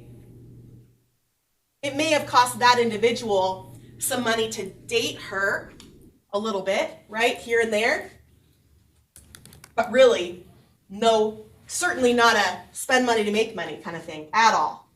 It is incredibly profitable. It is the most profitable. That is why it is rapidly approaching the #1, and that is DOJ information. Okay, so everybody kind of gets that profitability piece? Okay. Let's see, you can see here, sex trafficking is around usually 70% in terms of the total or, types of trafficking. Labor trafficking, 12%, and sex and labor, 6%. So that's just some basic idea. Usually for sex trafficking, it's about 80% female, and typically around half are children. Right now, in 2018, our data was 40% for children. But typically, every year prior to that, which is, since they've been tracking it, probably the last 8 to 10 years, it has been half of our sex trafficking victims are children. Yes? Could you give me an example of labor trafficking? Yes, okay, great. Labor trafficking. For example, we have a situation where someone is hired to be to serve at your favorite restaurant, okay?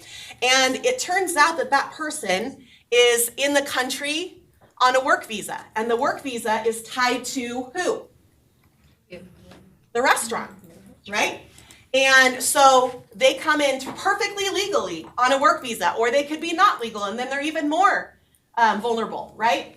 Okay, so then they are your server at the restaurant, and when they go to pay them for the first time, P.S. they're living at the back of the restaurant, okay, typically, and when they go to get paid for the first time, now keep in mind the vulnerability here. The trafficker, the owner of the agency, the company, has in hand what? That work visa. You aren't with that employer, you become illegal in this country, period. Okay? So, and I mean like not only physically, right, but otherwise. Okay, so the dynamic then is that person, when they are paid, say $1 to $2 an hour, whereas they were told they were going to be paid $15 or $14 an hour, right? Actually, I think here in the state of Utah, minimum wage is 2 something. Isn't it? Yeah? Okay. Right? And so they may pay them nothing if they get the tips. Or they may have to put all the tips in a jar when they, get their tips, right? So basically the fraud, the trafficking is that they are not following through. They're working you, but they're not following through on what they said that they would do. Not only that, but they're charging you like downtown Salt Lake City rent on the little place you're living in the back of the restaurant, for example. And you basically end up with a few dollars, right, at the end of your, pay period. So that's an example of a labor trafficking dynamic, yeah. And if you have any more questions, please don't hesitate. Okay, so let's move on to see what's happening here in Utah. This is our agency's information, and actually that number just went up to 174. Did everyone hear about the Marshallese case, the labor trafficking, the adoption scam, or scam? Yeah, it's crazy.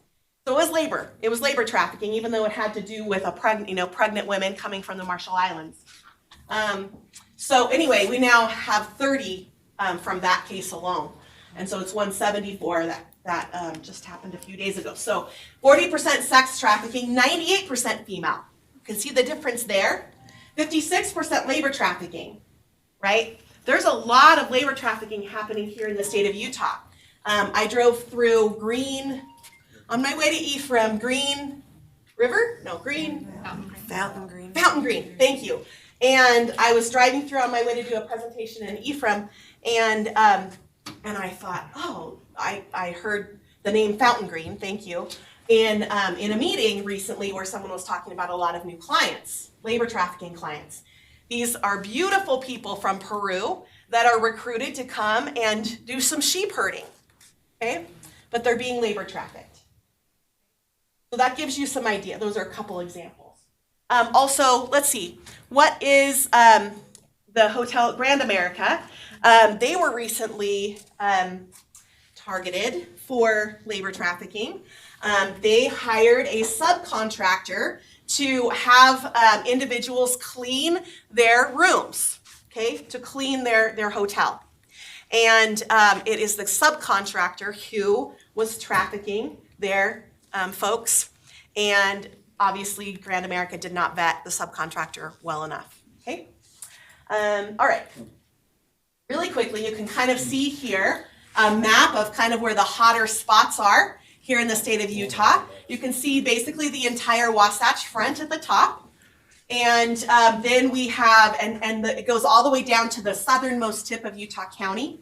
And then we skip an area, basically. And it doesn't mean trafficking's not happening in other places in Utah. This is just the foremost places, okay?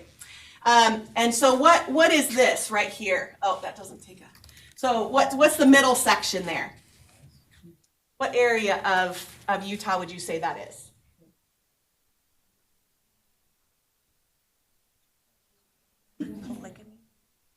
Okay, so Carbon County, and specifically Price is one of the hot spots. Now, why would you guess that? Why would you think that?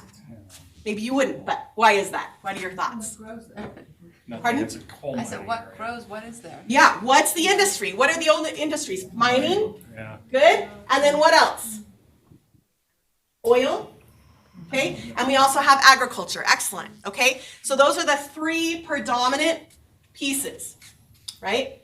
What we know is that when we have a lot of mining, we have, and actually oil, and I'm sorry if you or a loved one is in those industries, but we typically see a lot of drugs related to that. And then when we see a lot of drugs, we see a lot of trafficking. And let me tell you, there is a thing called drug control. What do you think that might be related to trafficking?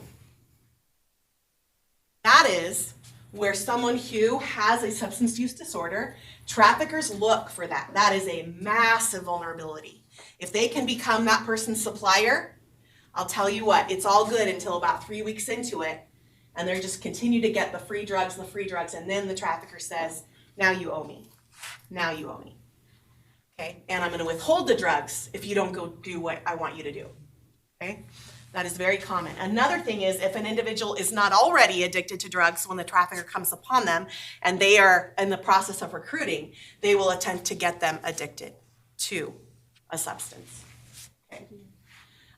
Top recruitment tactics. This information came out. It was national information, came to us from the hotline, and this hopefully will knock your socks off. It did us, for sure.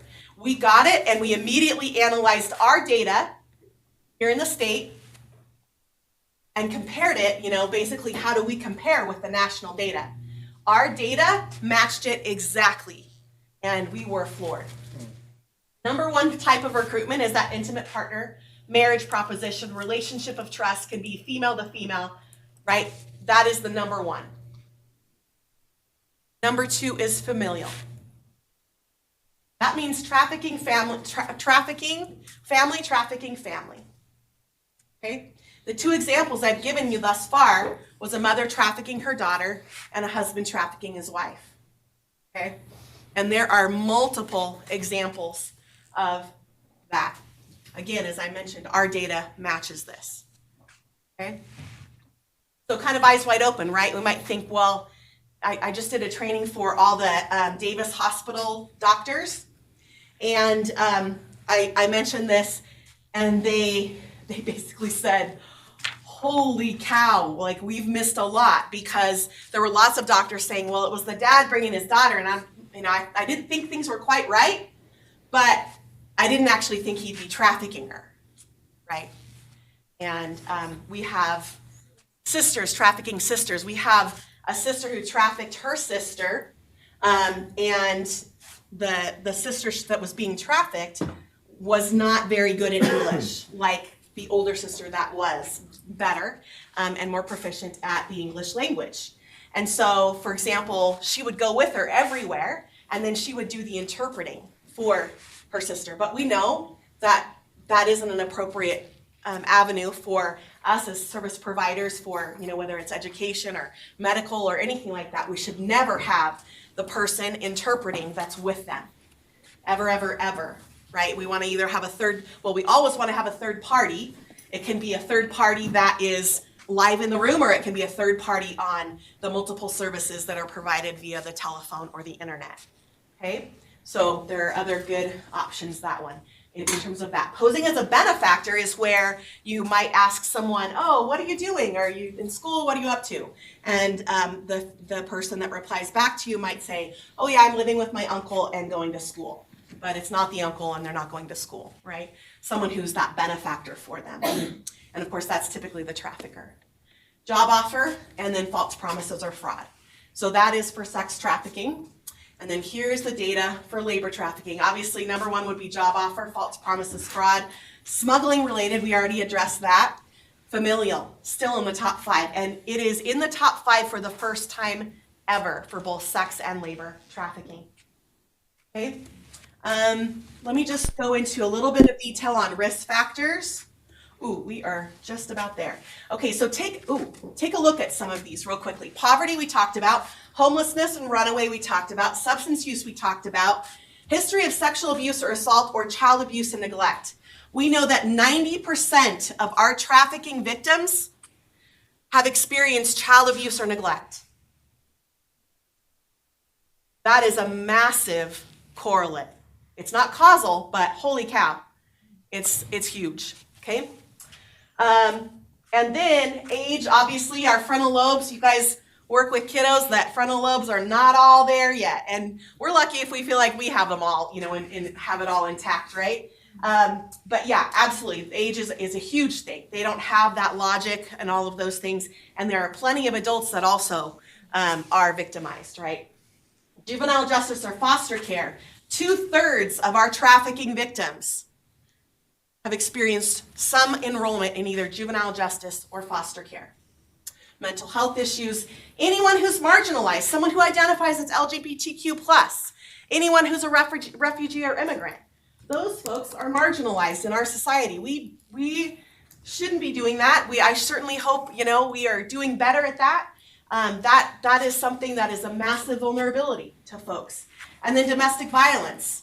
What we know, our data is showing us now in terms of domestic violence is that the impact on a child who has simply witnessed domestic violence, and that can be someone that the parents think is sleeping. Who's sleeping when the parents are fighting? No one is sleeping in that household, right?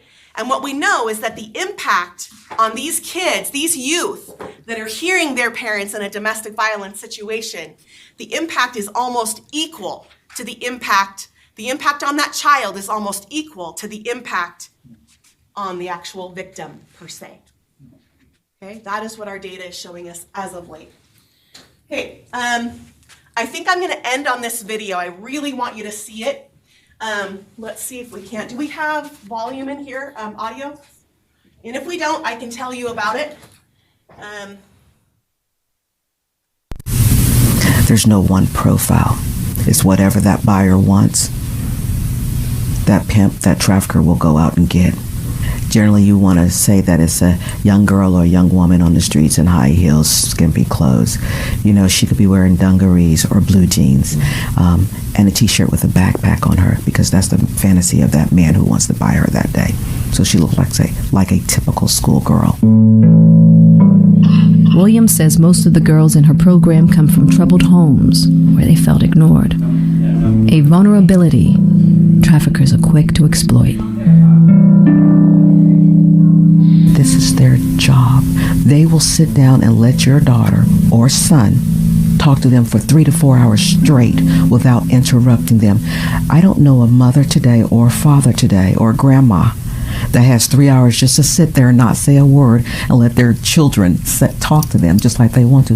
That trafficker, that pimp, all day. They're going to learn every piece of information about your child because that's how they keep them. It was more of a conversation, but I tell him how me and my sister get in an argument. He'd be like, you can't be getting an argument with your sister like that. He was more like a dad, but then again, we had sex, so it wasn't. So it was just the communication and how he talked to me.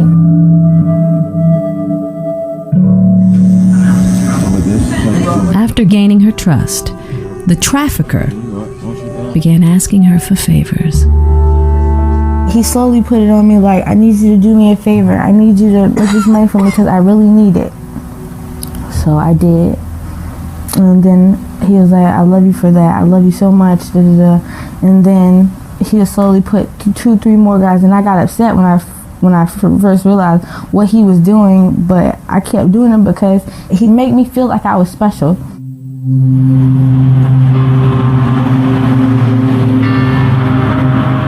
Night after night, dozens of men, one right after the other. Mostly on the weekends we go to hotels and they'll have sex with me, drugged up and slobbing on me. One day I was like, I can't do this no more. I was in pain. I felt like my insides hurted. I felt like in this area it hurted really bad because one day I had sex with almost 40 guys in one day. And I was so tired. And I said, I can't do this no more. But her trafficker made sure she knew leaving was not an option. He was like, you ain't going nowhere. And I was like, you want to bet? And then he went to the other room, came back with a gun. And he was like, if you go somewhere, we'll see. He said, I bet you'll be back tomorrow. I bet. Sasha Ray says she found leaving more difficult than she planned. It wasn't just the threats he made, it was the psychological tactics he employed. When he wasn't threatening her, he acted like he loved her. It was just like that feeling of him like caring about me, but I knew he didn't. But I still went back.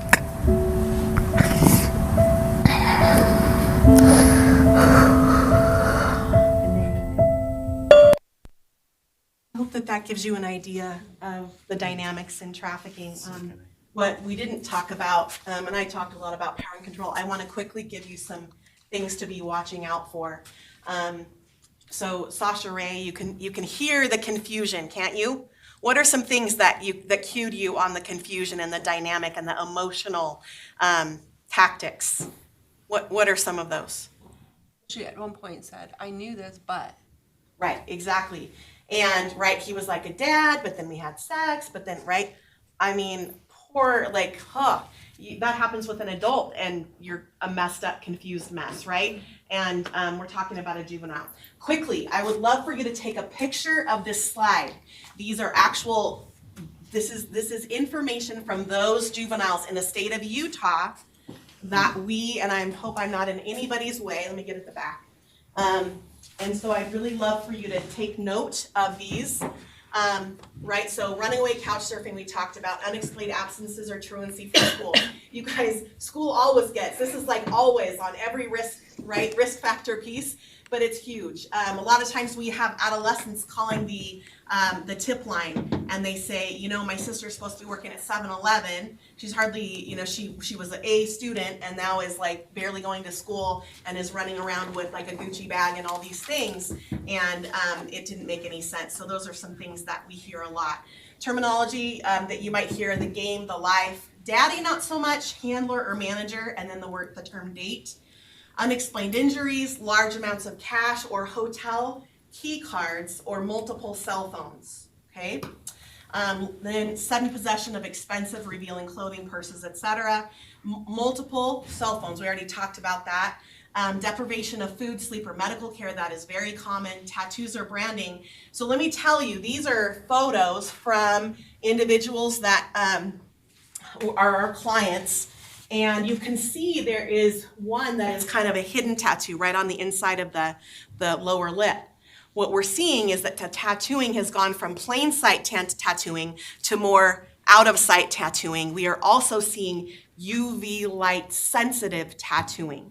So a lot of medical doctors are adding one light bulb in their waiting room that's UV light sensitive, okay? So these are some things you might want to consider. Gang affiliation, that's a big one. And then lack of personal documents or multiple IDs, we see that a lot as well. Okay, really quickly. Is there something about those tattoos that is significant in the Yes, sense of that's different than what might be a traditional type tattoo? Yes, traditional, and here's the thing, right? You might say to one of your students, oh, that's a cool tattoo, tell me about it, right? But there is, and let me tell you what it is. Typically, it is a crown or initials, and those are, or it's the tag name of the trafficker. So those types of things. So a crown is somewhat common, but we don't always see it on people in general. We definitely are, I mean, that's pretty much, we see the crowns, we see the initials, and we also see the UV light sensitive that I'm talking about now. The other dynamic is that, as I mentioned, they're not always in plain sight anymore. Although the UV are typically in plain sight, but yeah, most people don't realize they're there. Did I answer that well enough for you? So I'm guessing this is like a marking in the sense of a marking of property? Absolutely, it's a brand. It's a branding. Absolutely, that's exactly what it is. And there's some demarcation, something indicating the trafficker's identity, you know, something like that, and or some of their you know, the names they go by per se. We can talk more. I have some other thoughts. Yes. Are you seeing barcoding? We've seen barcoding a few times, but rarely. It's typically, that's pretty blatant, and most people aren't doing that anymore, no matter if it's Chicago or New York or here. Yeah, we kind of stay current on what's happening everywhere, but anyway, yeah, the barcoding not so much anymore, because that's just so blatant. It's just like, yeah, clearly property. So, okay. This is labor trafficking, and I'd love for you to take a picture of this too. I'll get out of the way. Oops, go back one. Thank you. This is labor trafficking, but this obviously for youth. And one of the dynamics is employed but no school authorized work permit. Okay, so that's a thing for sure. Also, another one we see a lot is hyper concerned about pleasing the supervisor or employer. And so anyway, those are just a couple things. I want to quickly show you, so we meet with the FBI a lot. I'm trying to get as much information as I can in like 3 more minutes. Okay, so we are seeing a lot. In fact, the #1 form of recruitment for youth, this is FBI, okay? #1 form of recruitment for youth is the chat feature of a video game. #1, okay? So if you know anyone that, I mean, and they can still play the video game. They can even still play the people, right? But just turn off the chat feature. So I would encourage you to spread the word, turn off the chat feature, okay? Okay, and I already mentioned the school dynamic. Now you guys know all of these apps, right? Everybody knows all these, okay. Let's go to these. This is, I am very well connected with a group that does active research constantly on all the latest apps, all the things that are coming out, and the #1 places that recruitment is happening on these apps. These are the ones that are the hottest spot. Everybody know what UBO is? No. UBO is a teen Tinder. Teen Tinder. Whisper is a place that you can supposedly share your secrets anonymously, but it's not anonymous. Okay? TikTok is, everybody know what TikTok is? Okay, someone tell us what that is. Videos. And who's in the video? Typically the person who's posting it, right? So they basically do like a video and they sing and yeah, whatever, or it's to music. And that is within, so these people that did this research posed, they were male investigators that posed as a 15-year-old female, right, on these apps. So on TikTok, within the first 2 minutes of being online for the first time ever, there was a massively illicit video that entered that person's inbox. They just can go into, they go into random inboxes. And it was a video of a sex act. Okay, random video chat, the chat live, the Omegle, or some people say Omegle, I think. But anyway, same thing. What is this? Do you guys know what that is? So again, you create a profile, and the app randomly connects you with other people that you then, like, instantly there's a person there waiting to chat with you as soon as you come on, and it's just right there. There's no screening, there's no nothing. You just immediately chatting with people that you don't even know. Okay, and there's a lot of illicit content there. And then the secret calculator, just so you know, I don't know how many of you know about this, but yeah, it's pretty common. This one is new, and there's a lot of illicit content on there. So keep in mind, there's lots of calculators, but there's not one where the equal sign is turned to the edge. Okay, so this is a secret calculator. Here's how it works. You download the app. At the time you download the app, you're given a code. And then what you do is, in order to access the vault in the secret calculator, you put in the percentage sign and the code that you were given at the time you got the app. That gets you into the vault, and you can store all kinds of illicit content that everyone else is just going to bypass, thinking it's a calculator. Okay? All right. You can see where trafficking happens. Let me tell you one example that we had in the state of Utah not too long ago. We had a female trafficker. Okay, that hopefully shatters the stereotype of only males are traffickers. Female trafficker, she ended up being the most violent of all the traffickers we have prosecuted in the state thus far. She was trafficking 28 women, some juveniles, some adults, one vulnerable adult. Everybody know, raise your hand if you know what a vulnerable adult is. Awesome, okay, because you guys have them at your schools, right? Do you serve individuals that are beyond the age of 18 at your schools? Okay, so the dynamic here is this. She was trafficking 28 females out of her home across the street from Ogden High School. And I can tell you, residence-based commercial sex is massively on the rise. So as a neighbor even, right, be watching out for those things. Okay, trauma bond, I discussed it. Think of Stockholm Syndrome on steroids. It is massive. It is the brain having a neurobiological coping mechanism, employing that in order for the person to survive the trauma that they're experiencing at the hands of the trafficker. And therefore, we end up having a bond that is created. It is a one-way attachment. It is not a two-way attachment like the attachment we think of, between 10 and 14 months of life, right? It is an attachment. If I'm the individual who's being trafficked, I am attached to the trafficker. I will lie for that person. I will do anything to protect them, okay? Because what I know, and this is exactly what was talked about earlier, what I know is that if I do those things, then I'm not beaten every day, and I'm not, experiencing all those negative consequences for my behavior, okay? And we also have negative reinforcement, which we don't have time to get into. Okay.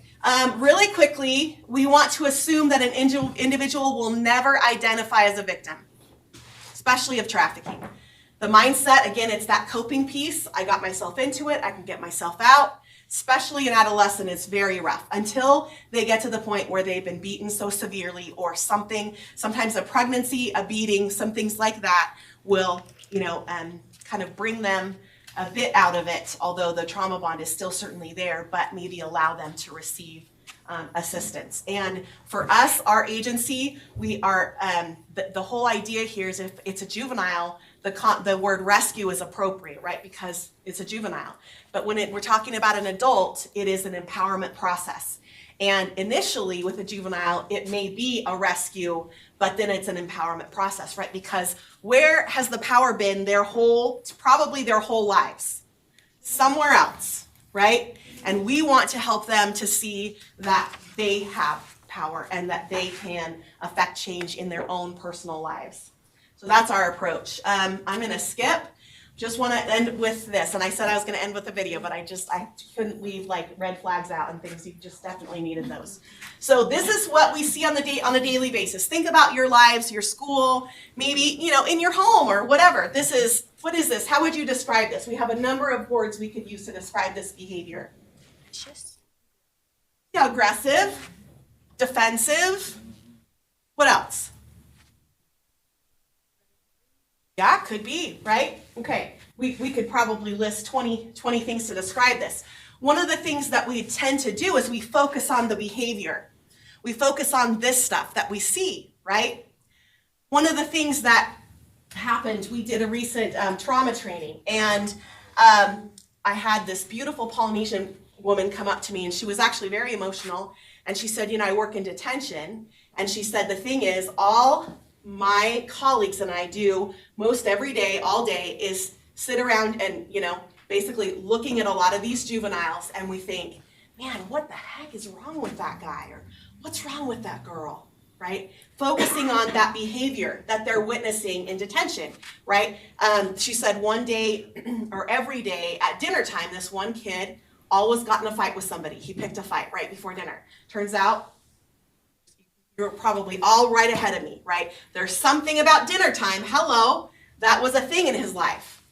We often focus on the behavior and don't think about what happened in the life of that person, right? That's affecting his behavior or her behavior.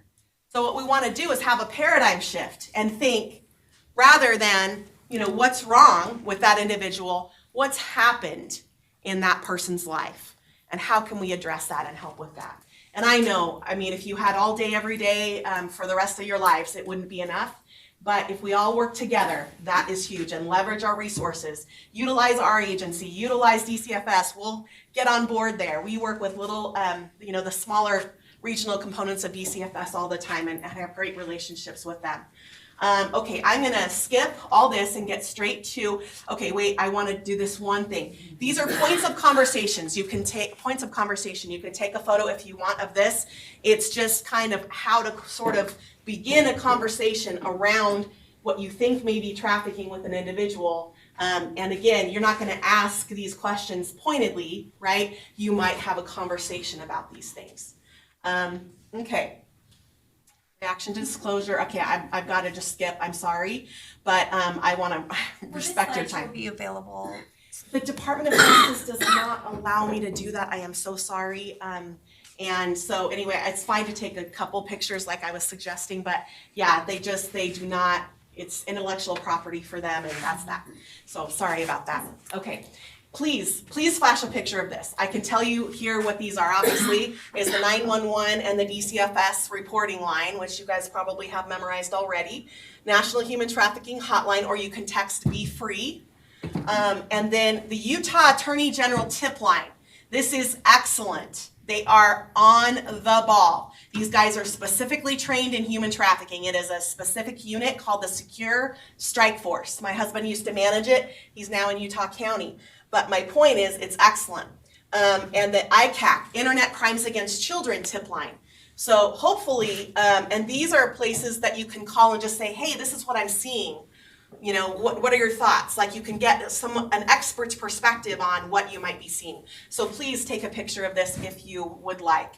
And then the Utah Trafficking in Persons Task Force, my agency, and then finally my contact information. Thank you for your time, guys. I appreciate it. Thanks for your interaction, your questions, your thoughts. And if you ever have anything that comes up, please reach out to me via email or via phone.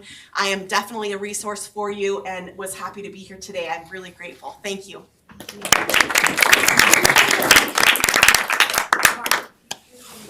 Absolutely. I do it all the time. I did a really fun thing at East High School. Anybody here from East High School? Okay, well, really quickly, I'll just tell you this and then we'll, yeah. I got a call from a local counselor at East High School, and she said, you know, we do this thing at lunch where if the students come in at lunch, then they get 2 tardies or 1 absence excused. And they come in for, you know, something we think would be a benefit for them. So we ended up holding, right, there's the 2 lunch thing at East High School, and I'm sure most high schools. And so we held one that was for the youth. And then we held one for parents on the break between the 2 lunches. And then we held another one. And it was fabulous. They had, you know, completely not nutritional, but they had donuts there. And of course, all the youth were super excited about that. And anyway, it worked out well. So anyway, I'm happy to come to talk to parents or youth or, of course, any faculty or staff as well. So thanks again. Appreciate it.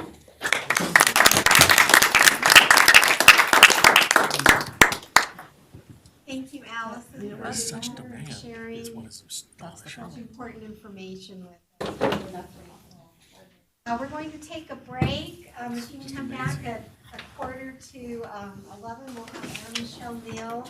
She wants to gather feedback from you regarding exit criteria for turnaround and comprehensive support. High demand.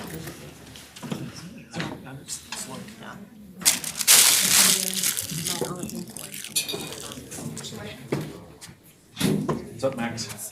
Hey, how are you? I'm trying to eject it, but I don't want to do that. How are you?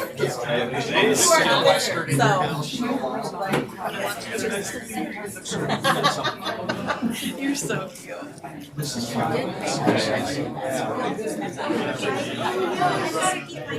Okay, perfect. Yeah. Hopefully they saw that last slide too. But yeah. Just that one slide. That's awesome. And I remember oh, good.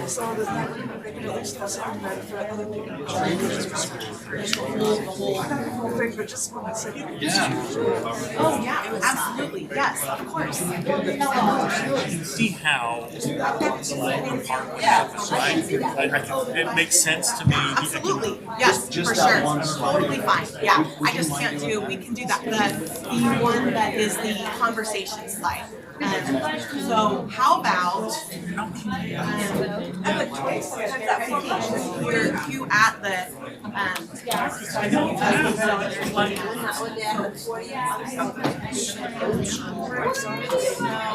okay, I'll just make sure you get this. I will send you just take it down, the conversation. Leslie, you were telling me you were gonna right. So I'll just go there and then everybody is attending. You're awesome.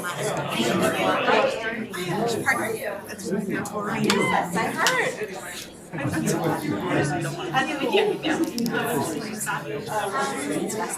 Yeah, it's good. I'm glad everybody was here. It was awesome. Thanks for helping me. Yeah. I was just gonna go let her know that the file is some. The move it file, leave the stuff out. Yeah, it should go out on.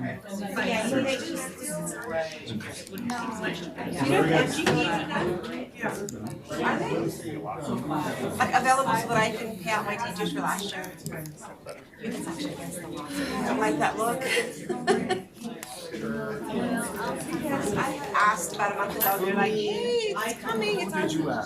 Sydney Carter, we were looking at the data gateway and you can see student, let me, I can, you send me an email, could you get my contact info? Will you send me an email? My husband, he's in the hospital right now, so I'm gonna head straight there. It's okay, everything's fine, but I just can't right this second, so let me, if you'll send me an email with a reminder, then I will get with with one of my case managers. Her name is Erica Hurst, and she's fabulous at that. If you got it, so she'll know where in the code to find it. If not, my husband will know. Okay. Okay, very good.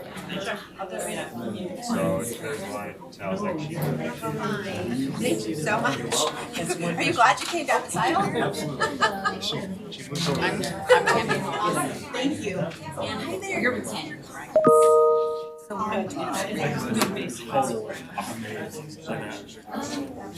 know, kids trying to figure out how do we deal with that? Because we probably got some of this going on. Well, some of them are, yeah. Yeah, we have to. Can you get in touch with them and say, hey, let me refresh it? That's right.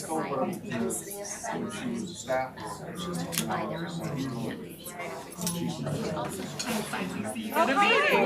Good. How are you? I haven't seen you for a while. It was not in everything. Yeah, exactly. How are things going? Okay, well, I will check my email and look for something from you. I don't know, but I know you have Oh my goodness. I still don't know. Whereas like I kind of don't see them, so I think. awesome. Oh, very good.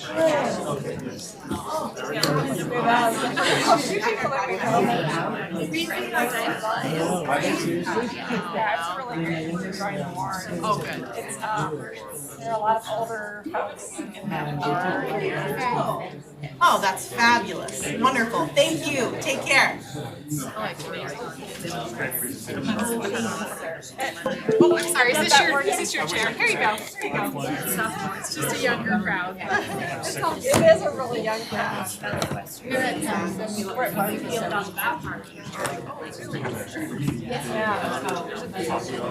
Yeah, it's good to meet you. So that's, but it's just, I'm just amazed at the demand. There's no demand. It's a triangle, right? We have the trafficker, we have the victim, the buyer. If we don't have one piece of that triangle, we're out, we're done. We're actually working on some things to address that right now. Well, you know, I'm just, I guess I'm naive. I'm sick of Well, your eyes are wide open. well, yeah, and they probably need it to be, but. Yeah. It's astonishing. And please don't hesitate to call upon us, honestly. We have people that specialize in youth. Well, it's, Yeah. you just, it is reality, but it's just that you wouldn't, I wouldn't expect it to be as prevalent. Does that mean you're What happens in all communities? Passing out proposals, we've got at-risk population, so it's how do we, you know, so, thank you.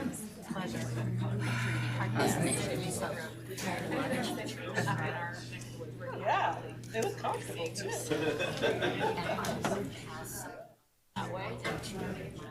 Wasn't anything waiver trafficking.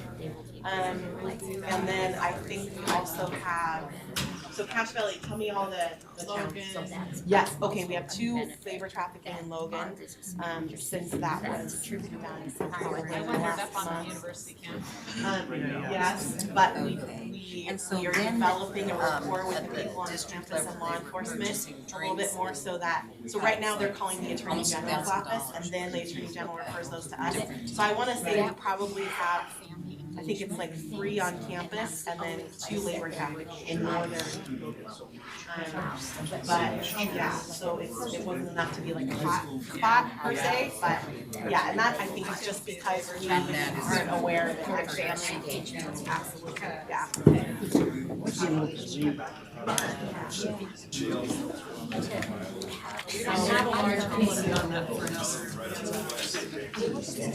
Right, exactly.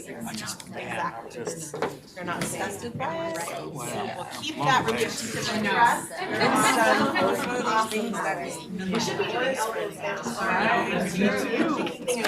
trust. Well, and you just, man's inhumanity, man. Yeah, You know? yeah, exactly right. Thanks, you guys. All right. They learned that lesson. Yeah. Yeah, that's just really disappointing. Well, I sent the email in the. Now I didn't wash my hands.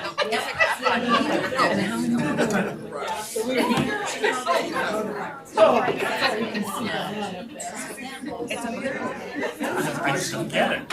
What they, Well, and those, you know, those seats. How far off? Once a year, really, she's a spot check. You know, and so like with these first reimbursements, I try to spot check and make sure that everything's in line. Smaller streams. The issues of Yeah, I just. Downstream, I can totally find out. Is that as long as there's a customer base, maybe Well, but that's, I someone, think, and my, it's gonna be a business, what I'm astonished people with look at is, it as a business. you know, if you sell like 27 times a day, I'll have to go back. that is gigantic.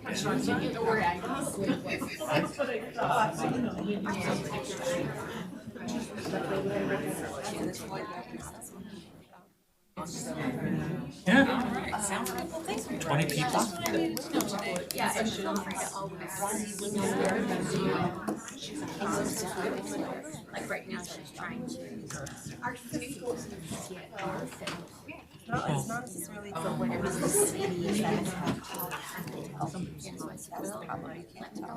And so that's the process where it's possible. Right, right. 5% population. Well, that's right. So it's how many people? This time of year feels like I'm drinking through a fire hose. That's the That's the part that people are always like, well, better. So 5% of the population. Not. Yeah, you're gonna get to know me. Yeah. Tell them how much money they're You're getting. just over here. And I had no idea, so I gave them maybe like 7, I'm pretty sure it'll be less, it'll be more than this. Yeah, some of them will. You'll be like Yeah, popular. Yeah. Yeah, I've been a little hesitant to move forward with some things until I got it. You know, I used to just be able to just, Okay, I we're mean, going if I'd to have get known started today, I again. would have probably lost. I used to just tell them all the information I had and help them figure it out. Aaron Bruff popped in for just a second during the break. We're going to have those files ready for you by Thursday, and they're also developing a user guide to help you interpret that data. So he said right now what the file would be, it'd be by your LEA name, and then the year, and it will say accountability student level. There will be 2 files. So one file has some high school information in it, and it's based by the cohort. So it'll have like grad rates, that kind of thing. And then there's another file that has everything else in it. And you can sort that by any of the student groups. So English learners, students with disabilities, economically disadvantaged, any of the racial, ethnic groups, and also by gender. So the user guide will be important to help you, understand what you're looking at and how to interpret that data. So if you're going to have your assessment director contact Aaron, that's what they're asking about. So he's trying to get those out as quickly as he can. Anyway, there's that update. So I'm going to turn some time over now to Ann Michelle Neal. She's our accountability specialist here at the Utah State Board of Education. And as I said, she wants to gather your feedback and input on developing exit criteria for schools and state turnaround and comprehensive support and improvement. So, Ann Michelle. Thank you. Thank you. I will try to stand under one of the green lights so that everybody can hear me. Make sure this works. Good. Okay. Apologize. My green smoothie. Good morning. I guess it's mid-morning now. So like Rebecca said, I'm here to gather feedback on setting turnaround exit criteria. Also considering part of that is also CSI exit criteria and trying to align the two. I'll give you some background information. I have a handout for you in a little bit, but you'll see that you should have some sticky notes on your tables.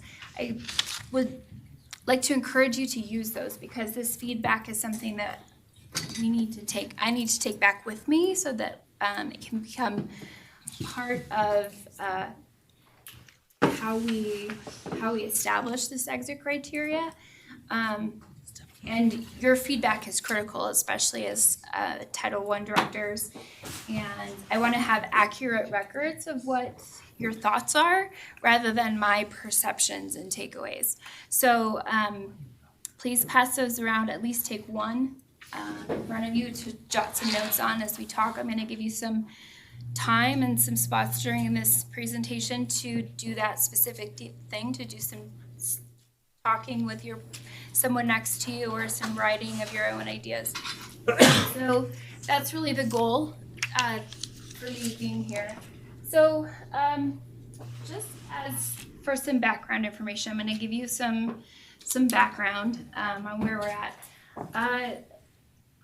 I think it's really important to start with our theory of action, and that is that things like turnaround and CSI are intended to provide resources to those schools that are most in need of support, that are the most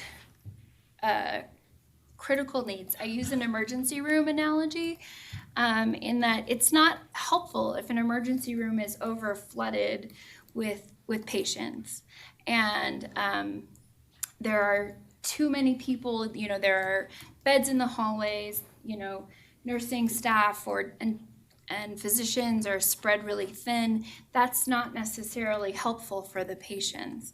What we really need to think about is targeting and providing resources to those schools most in need in order to make them better, in order to improve health, in order to improve the health of a school. Really want to shift mindsets from this being a punitive or a label into this being a real way to get resources to those students sitting in seats in classrooms who most need it.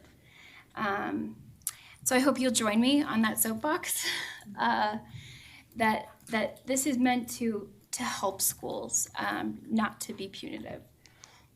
So our current conditions are we have several cohorts of turnaround.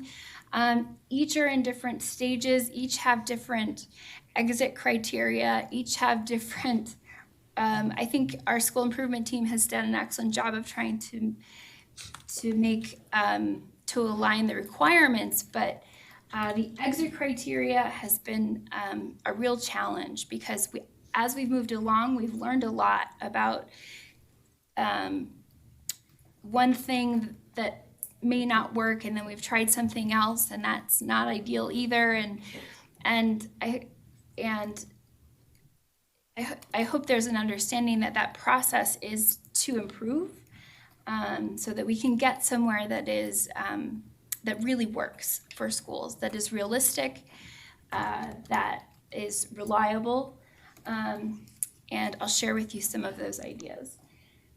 So in considering what levers we have, so as I described, we're in all these different places. We're sort of in this weird game of chutes and ladders in schools coming in and out. But what are the critical levers that we have that we can control? We've looked at the method of identification, the frequency of identification, the length of time schools need to implement meaningful change, and then exit criteria. Today we're mostly going to focus on exit criteria. That will drive some of our decisions about identification in the future, but currently we have some flexibility around exit criteria for turnaround schools. So if you aren't aware, currently there is a bill called HB 420 that allows statutory flexibility for school turnaround exit criteria.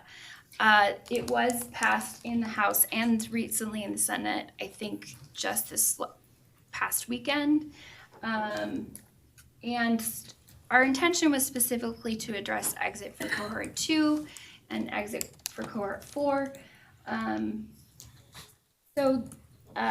Because I think we know that there are some problematic, thank you, I was going to say that word, but looking for a different one, some things that are problematic in how exit criteria is defined for cohort 2, and if you are identified for cohort 4, you've been told that we are making some considering some changes, and this is what we're seeking your feedback on. So, exit criteria considerations. So far, I've recognized some faces. Many of you have been in some of these groups that I've been to seek exit criteria feedback from stakeholders. And the feedback thus far is to seek criterion-based exit. It needs to be rigorous yet achievable. It needs to ensure that schools will not be re-identified. It needs to ensure that growth is sustainable and will continue, and that schools need more time for implementation. Currently, we have 3 years total, one identification and placement year, and then 2 years of implementation. But there's a strong, I think, feedback that 4 years is preferable, more time to make that improvement and that sustainable change is what I've heard from various groups. So let's talk a little bit about the difference between what is normative and what is a criteria. When it comes to mind, can someone summarize for me what normative versus criteria is?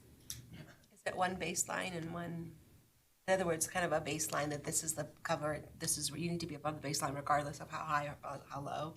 I think one is more the sense of like the graph where you have the top 5%, 10% in that. Yeah, that's good.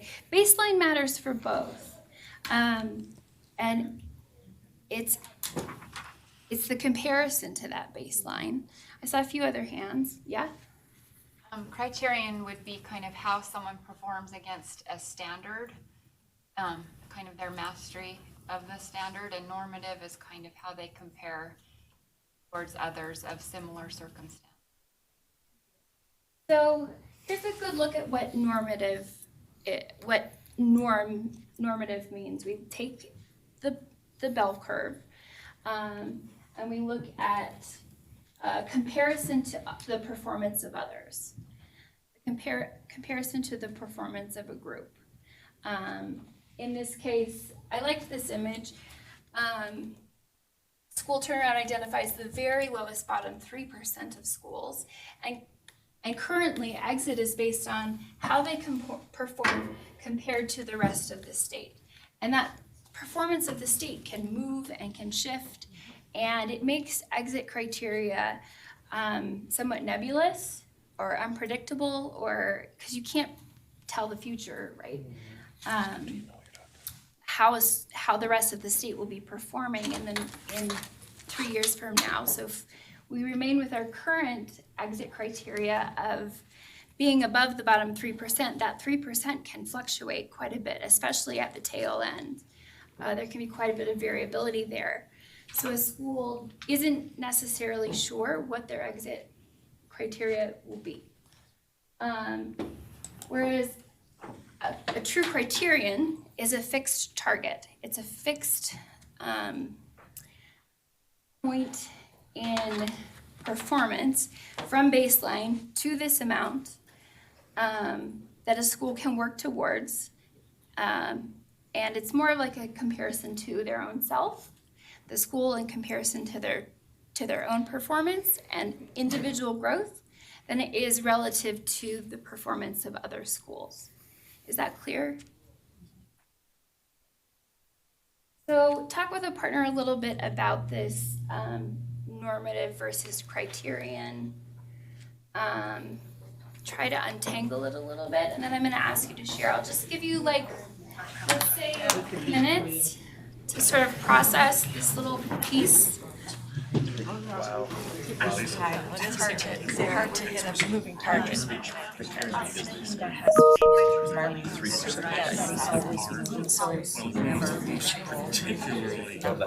No matter what. I worry also about,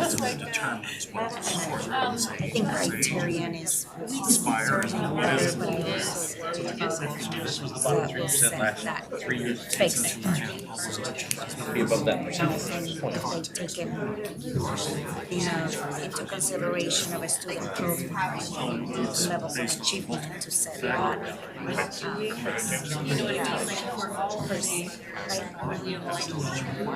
Yes. I wonder where they're gonna, if that's the direction they're going, I wonder where they're gonna hit that target. Is it going to be, is it going to take into account? That's part of our Student population, all right? So if you have a student population that's identified as the lowest 3%, and you have a fixed target, then sure, in 3 or 4 years, that school might be able to exit as they hit that target. But then they're immediately re-identified because they're again in the lowest 3%. And so they go from, yeah, we met the target, but here we are again in 4 years to 4%. Because necessarily bad. So I think that at least, okay, we accomplished our goal. All successes along the way. Here we go. What's our next step? Right. Because what's really disheartening, I think, is to say, okay, we need you to exit that criteria in 4 years. But we can't tell you what it is. Year right. that you got in, so it became criterion. No, we didn't accomplish anything. Really, they have. Difference between Right, they just need to discipline. Fixed target based on where they're at, so the trajectory differentiated. That's, I guess, will be my question. So it's not a one size fits all. So kids from baseline to where that are at the end, and then it becomes this black box of like, okay, this needs There's a journey of magical things. Practitioners don't know what And says yes or no. And Story. improving, then all the better. example Right. is checking with their that was set in that. Well, that's not our fault, because we weren't the ones who created it. What's his name? To be identified, and you might end up with a cohort or something. It's also problematic because year, if you don't make it your first year, you know To understand, second year is just story do we want to tell with Well, you might establish your first goal, and you get it. and then you're an extension, which is not feel story that there's a one target for everyone. It seems like And then we get that survey that achievement. which we provide a way to get through It would that. take into consideration who are the profile of our learners. That we're helping them on the way, and this is what it looks like, right? I mean, something to that extent. In person, thank you, I'm Aaron, we had emailed about my question. Oh, okay. Look at data very differently. Yeah, you're welcome. Nice to meet you. All right, if I could have your attention, The way please. we looked at it instead of the haves and have-nots, rather than a story that I'm going to is ask trying you tell to for share this some group of your students. thoughts from your discussion or write them down on your sticky notes so that I can collect them later. What are your thoughts about this idea of criterion versus a norm? Again, I'm seeking your feedback. Well, one of the problems that I see is that as the way that you determine how a school performs changes, we move from one testing mechanism or platform to another, that has a huge impact in both of those categories, so that it's difficult to have a true picture of what that school's doing. Right. That's very problematic. Right. As our friend at the center says, Scott Marion, if you've met him, if you want to measure change, don't change the measure. But we've all experienced a lot of change in the last year, for sure. And it's not measuring up. Jeez. What else? Couldn't resist. Unintended. The criterion is super important so that you know that you have a target that you're setting. You can establish that goal and then backward design. If it's a normative, you never know for sure what that target is to backwards design your growth. Right. And you can guess or estimate, but it's never firm.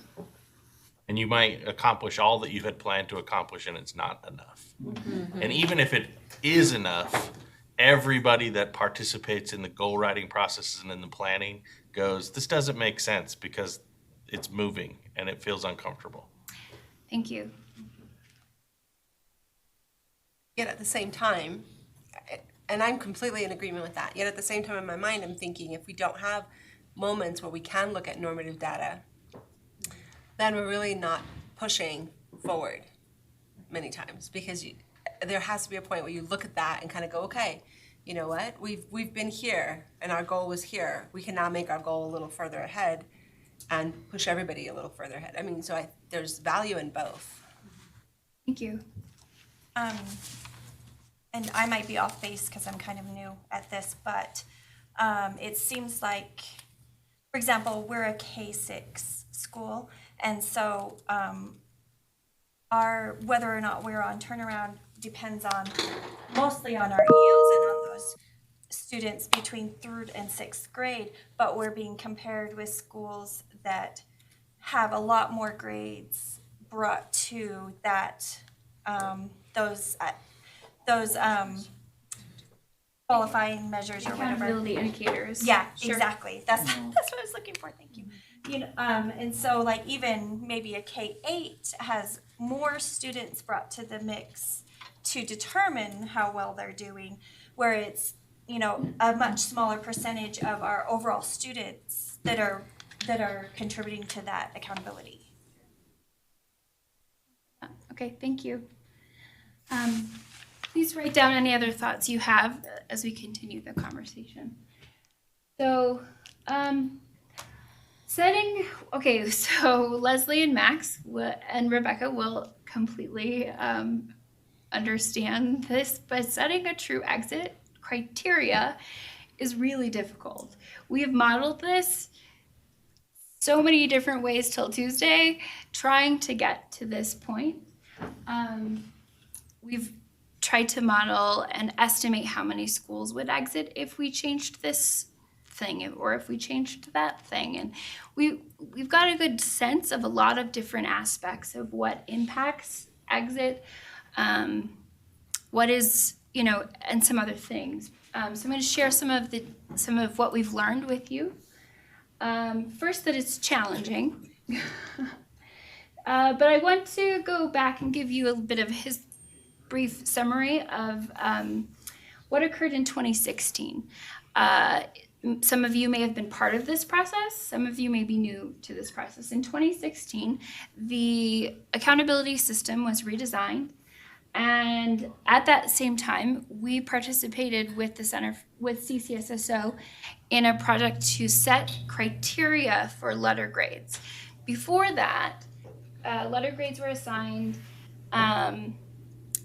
If you remember these days, if a certain percentage reached an A in a single year, the cut score was raised 5% in that same year. So a school may have worked really hard to get from a D to a C, got there, celebrated with their school community, and then that criteria shifted and they were back in the D category, and it was very discouraging. So to avoid that, we went through this at the time innovative standard setting process for accountability systems. I'll pass these out for you. This is the handout of the results of those studies, if you could just send them down the row.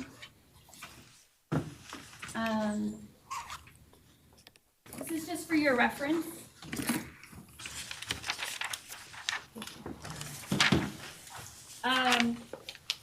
The outcome of this process is published in a paper for CCSO. The link is here. Utah and Nevada were featured as pilot states for this process. We brought together stakeholders to set criteria for letter grades so that they wouldn't be moving targets.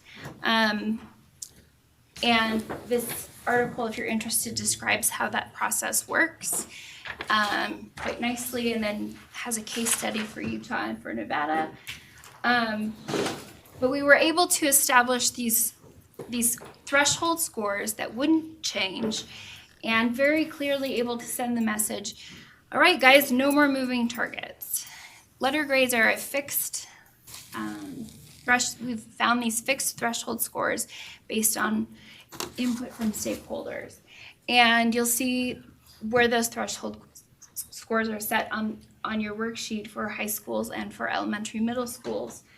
The difference being that high schools have a 12th grade, which means they have a grad rate, or post-secondary readiness coursework, and ACT included. Elementary middle schools do not.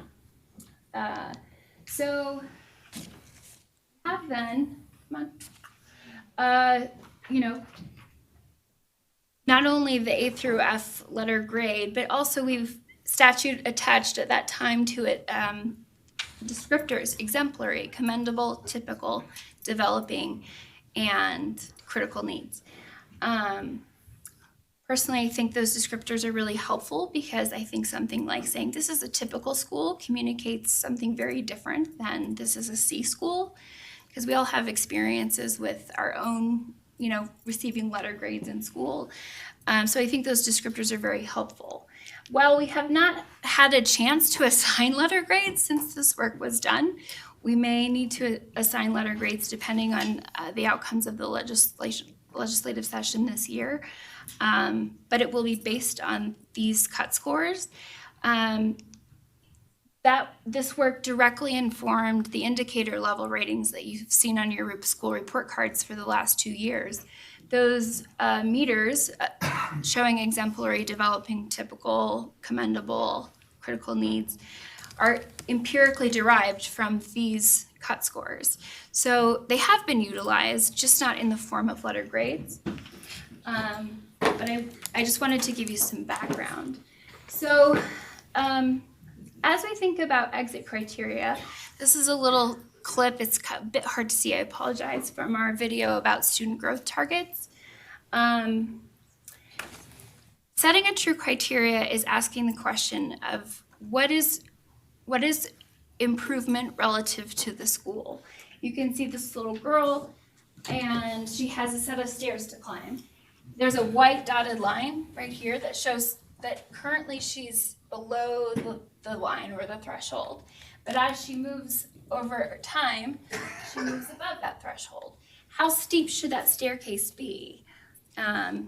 Is it rigorous and very steep and not achievable? Is it not rigorous enough and very achievable? Those are the questions we're trying to ask. Where is that point where the staircase is steep enough that it creates meaningful change, and meaningful growth, but is still rigorous. So here are some of the examples that we've been considering. We first returned back to cohort 1 exit criteria, which was increase a letter grade. That proved to be challenging for lots of reasons, but it is a criteria, increase a letter grade. So we now have these fixed letter grades, but rather than increasing a letter grade, because that could be very different for if a D school is identified for turnaround, to get to a C, that could be much more rigorous than getting from an F to a D. So because these are not intervals, it's not an interval scale. So we looked at a percentage of growth toward a fixed point in time, a fixed criteria, using these letter grade thresholds as the criteria. So we've looked at 33% of growing from baseline, 33% to an A, 50% to an A, 33% to a B, 50% to a B, 50% to a C. You know, where does that point, where does that tipping point where it's rigorous yet achievable lie?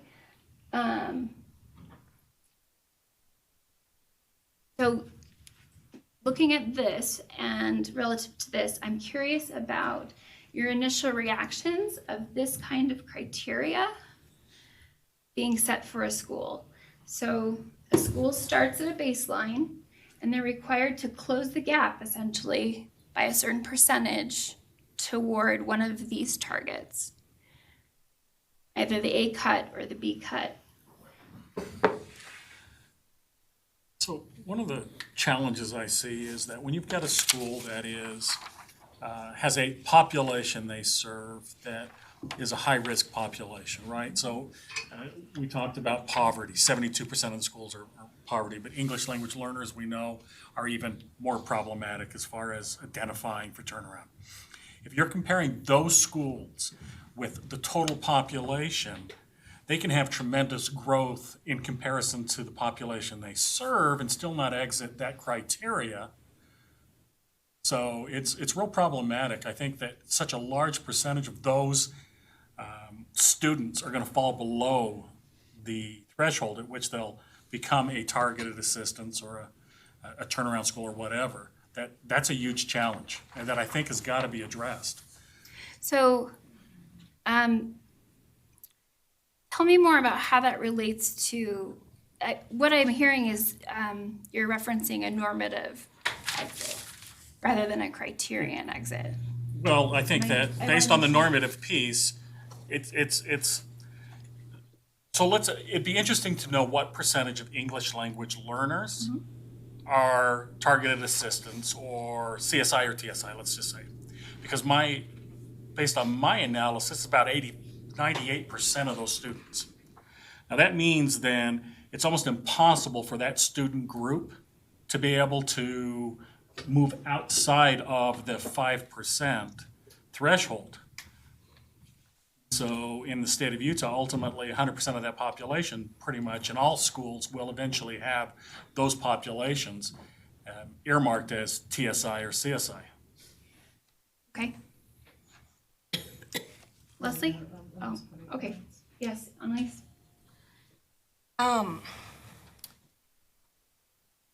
Respectfully, I think it's time we begin to have a different kind of conversation. So I would like to offer a different perspective. And the reason I say that is because I've seen in other states, not necessarily the state of Utah, in other states how English learners are outperforming even some of their white counterparts. I've been in schools in the East Coast and I've been in schools in California where their English learner population as a whole, in schools that are more impacted than schools that we see here, are performing at 60%, 70%. In Texas, that's the same narrative. And somehow here in Utah, we would rather blame the students for not learning than having an honest appraisal and conversation about what is it that we're not understanding or doing as educators to better serve the academic needs of English language learners. How can we start flipping that script and creating collectively a new narrative? One that looks at those students for their assets and contributions, and how do we need to up our game and understand how to better teach them? How do they learn who they are as learners versus continuing the deficit orientation of, if I have 90% of English learners, there's no way we're ever gonna get that out of the status when there are plenty of people nationwide that have done it. So can we learn from them? Can we begin to have a different kind of conversation so then we could start moving the dial and get out of the pervasiveness of this kind of conversation? I would also add to that the change that the way that the accountability system was redesigned in 2016 really emphasizes growth. 75% of our measures are based on growth. Students who are below performing can stay below performing, and that I've seen teachers who have, like EL teachers, for example, whose students score below proficient. The following year, they stay below proficient, but that teacher has an MGP of 70, right? Which means those students are making a ton of growth, and that is rewarded in the system. And so attention to those student groups and attention to those traditionally underserved groups can make a lot of difference toward exit if we use a criteria approach. John, I think that the more closely we can target those specific parts of standards would be really helpful.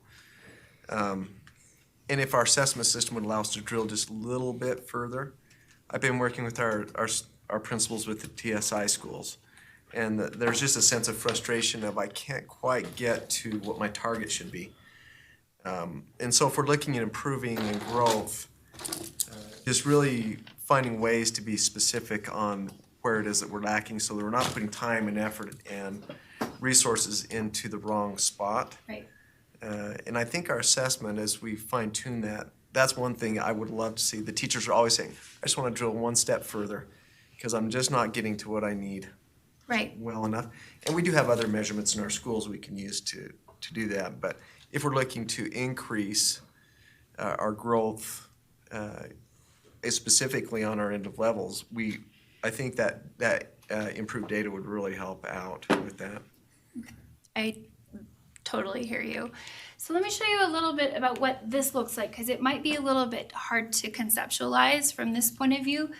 So we're looking at a criteria, which you have in front of you, that cut score, or that percentage of points in an accountability system, and just some measure of improvement toward that. And it's individualized to the school, but there is behind it an assurance that the school will not be re-identified. We don't want schools to exit and immediately fall back in. So that's something that we have to consider. But think of it as this is the school's baseline, and they need to make a certain amount of growth toward a fixed percentage of points in the accountability system. But this is something that I created to sort of model what that would look like. You would, I call it a calculator, but you put in the baseline, and then it sets out for you exactly your interim targets to get to your exit criteria. For this school, they need to reach, I think they started at a 29% of points possible in the accountability system. They need to get to 42% or 42.5%. That sounds like a big jump, but when you break it down by year, they're only required to make a 3.13% gain, 4.69 points annually over 4 years to reach that exit. So with this criterion approach, we can plot out exactly what a school needs to do to get to exit. And they can use those interim targets as checkpoints to make sure that they're making the progress. It also, I think this one is set at 50% progress toward a B, which may sound aggressive. It not aggressive, but rigorous. But when you look at what it means incrementally over year, it's small gains over time. If schools are given more time to exit and have a fixed exit target, you can plot that out and plan and target your interventions to create that incremental change that will lead to lasting, meaningful improvement. Yeah? So once you establish that criterion, then it's fixed so that you won't change that criterion over those 4 years. So no matter what happens out here, that cohort, then it can be locked into that criteria. That's our goal. And it would be individualized to the school based on their baseline and the percent increase they need to make. That goal would be individualized, but we could give every school an individualized trajectory to reach. Thoughts? Max, Leslie? We obviously have heard how frustrating it is to not have a target, and I think it falls in line with a lot of what Hattie's found, that if students have a target that they're working towards, they can chunk it into achievable goals, then success. And I think we have very well-intentioned folks out in schools planning for these types of improvements, and I think it's promising to have something that feels more equitable and more achievable. And speaking back to that assurance that a school will not be re-identified, we're looking at the 5% threshold because that would prevent a school from being identified for either turnaround or CSI. And that has remained stable around 35%. An exit goal of 42.5% will get them well above that 35% for re-identification. Unless the whole thing moves up. They'd have to remove pretty dramatically. We see quite a bit of stability over the last 5 years in that upper end of the bell curve. And it's multiple years of data, which I think all of the frustration goes away if you go to the school and say, you're identified and here's how you get out. And it's articulated exactly like that. And it really doesn't matter if that's completely different. If they actually have the map in front of them the day they're identified, problems go away. Is there a preference for rigorous yet achievable? To what target feels rigorous? So, I know it probably won't work this way, but there's so much more power when the buy-in comes from the individual school staff that's doing this. So if there's allowance for this exact conversation to be had with the staff saying, let's look at this and what can we do? And so I agree with Mitch to have it predefined as well, but I'm not asking entirely for a menu of different things, but say, well, what would this look like? And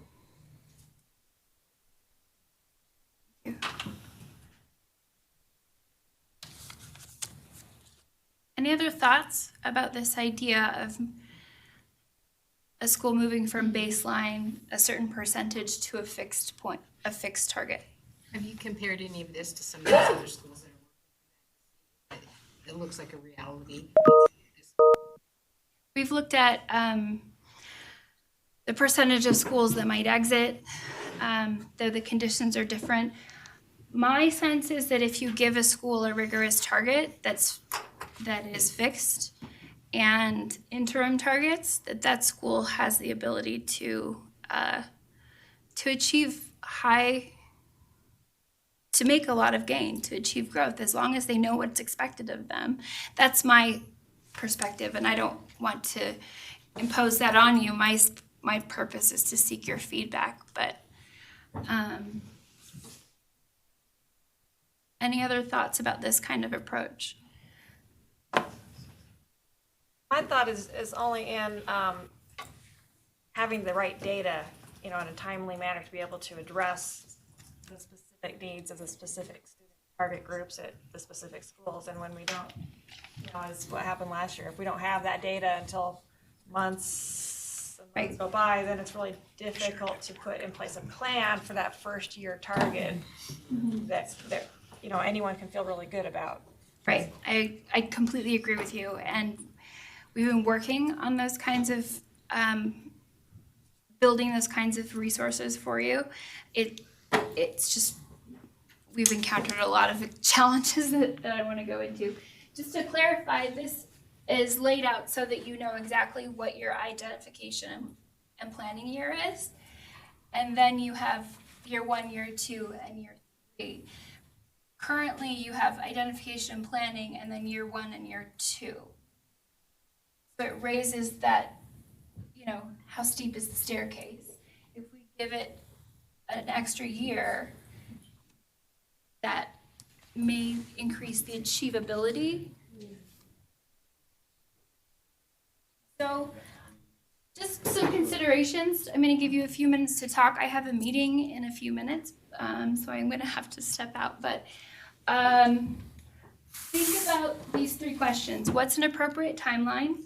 What is rigorous yet achievable? And what's preferable to you, criterion versus norm? And write those things down as you chat. And then I'll take a few questions. Yeah. Before I nail those down, so on the chart you just showed, what would happen if the school had achieved that early? Would they exit early, or would you watch for a few years to see if they could maintain it? Great question. I'll take time to answer that. What happens if the school reaches that target in year 3? Currently in our ESEA state plan for CSI, it's written such that a school may exit within 3 and up to 4 years. We've considered the same thing for turnaround, that if the school reaches the exit target in the 3rd year, they could have that 4th year to write something like a sustainability plan and continue their funding, or they could exit early. I mean, we've considered a couple of different options about exiting, the possibility for exiting in the 3rd year if they reach that. But think about implementation science and what it takes to create sustainable change. Is exiting in year 3, and does it sacrifice sustainability? Those are the kinds of questions we're kind of asking ourselves.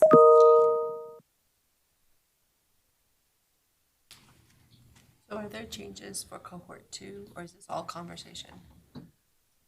Right now, this is all conversation. We haven't made any decisions. Again, the legislation just opens up for the board to have more flexibility in determining what the exit criteria can be. I don't think this would be applied retroactively to cohort 2. This would be cohort 4 and forward. But it will. That's been the initial talk, yeah. Yes. Of changing the rules.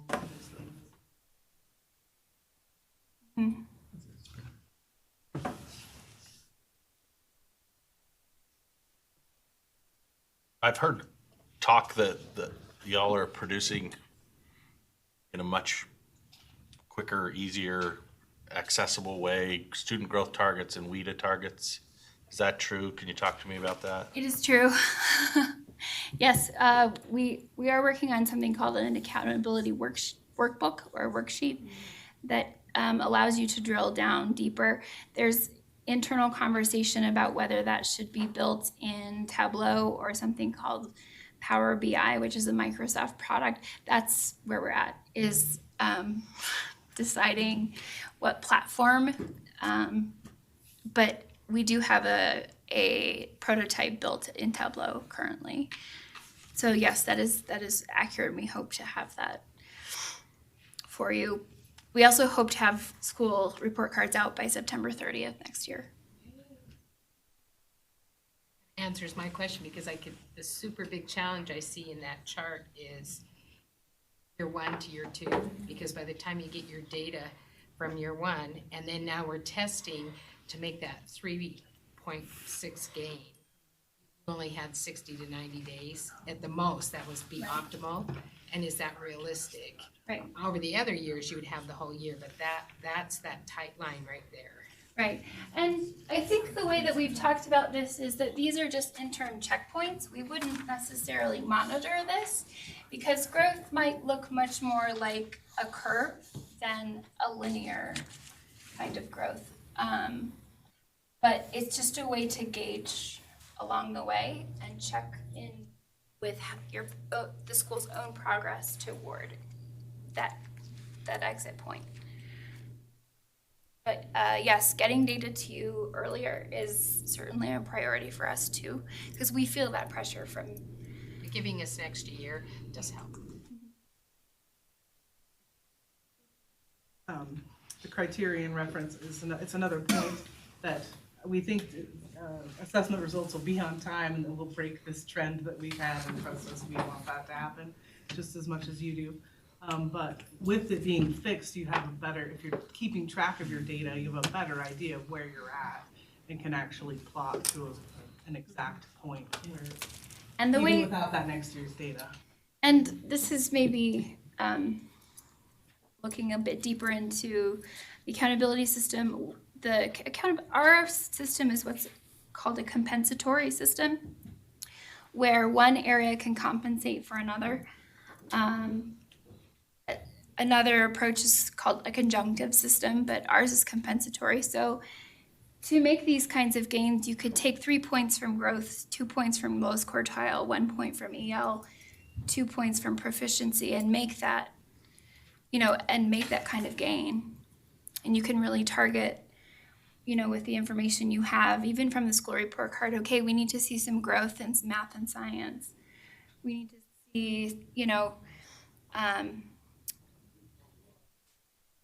progress on our WIDA scores, those kinds of things, that those things add together to create, I guess, progress toward that exit target. In that same fashion, be tied to the TSI function of an LEA in the sense of very much so. It's, WIDA ESLs or something that can tie into that same picture.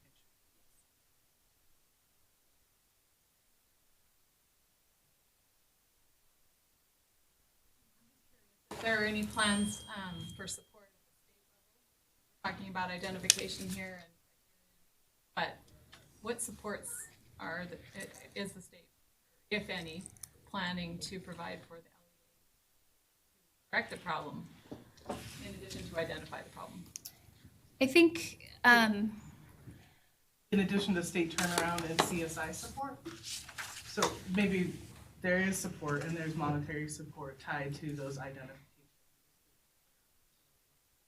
Support and improvement under ESEA. In some instances when we had money that needed to be used, we've also provided support to schools that are identified for TSI who are showing gains. But as Dr. Donaldson's update on funding came to light, that ebbs and flows. But there is support available for those identifications. Does that answer your not question? Professional learning, I the was concrete level of actually what could hopefully teachers gonna go to there next. Yeah, Yeah. I think that's our next challenge, is offering meaningful. Title I right now is offering the assessment capable learners, ongoing professional learner. We feel that ties directly into school improvement efforts at the Tier 1 level. Conference, we're working through have a strand that would address the needs of schools. Largest categories identified for TSI, which are students with disabilities and English language. So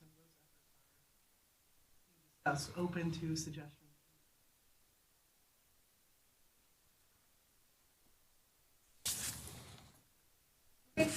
Well, I appreciate your thoughts. If you could please write down anything that you'd like me to take back with me, please do so. And I will add your ideas to the careful consideration that we're making as we make these decisions. So, you. Thank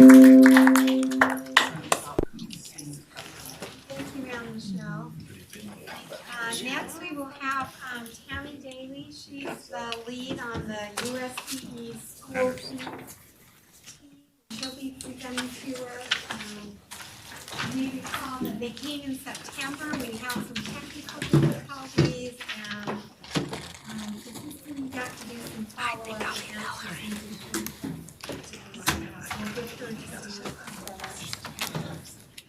Seventh grade students are supposed to wear seventh grade material. I'll get into the system here.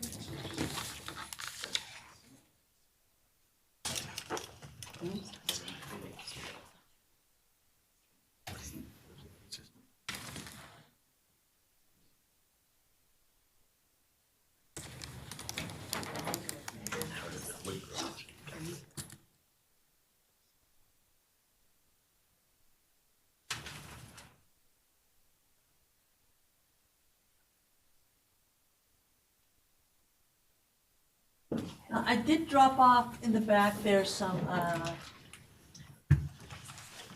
handouts that are available on our website too, so.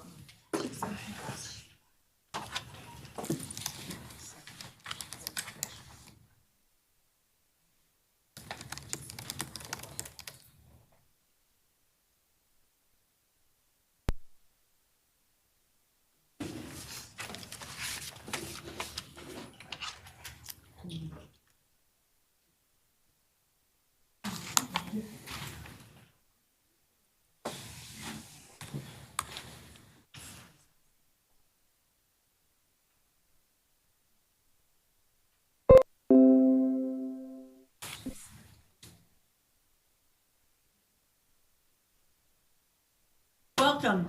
I appreciate everyone being here, and I appreciate Rebecca and Dr. inviting me to come. I apologize, I lost the name. That happens a lot to me lately. I don't know, it just happens.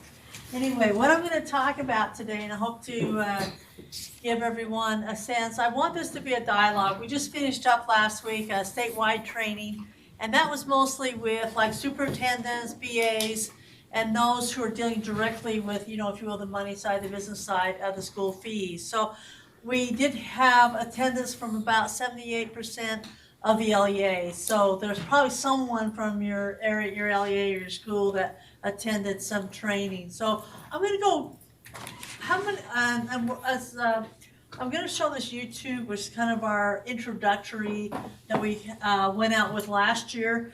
And then I want to get into a little bit, walk through some things about school fees, especially about the fee waiver process.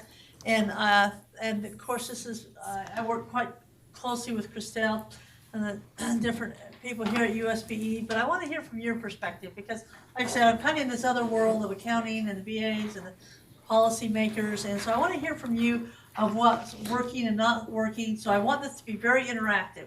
So if something comes up, I know I did bring my yellow pad. I don't have my staff with me, backing me up today, but we got a lot of things happening. So I want to make sure that I want to make sure get your ideas and so forth. So as I walk through this, feel free to interrupt me, but we'll go ahead and give this first one, this video a try. And, you know, see if I learned anything the last few minutes here. Whoops, back.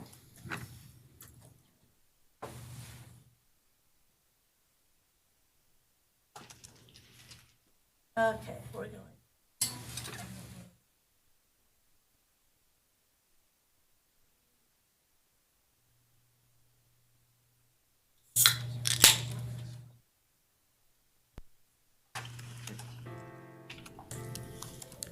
In this USBE Instructables installment, you'll learn about school fees, basic definitions, background, requirements, what's new, and how it affects you.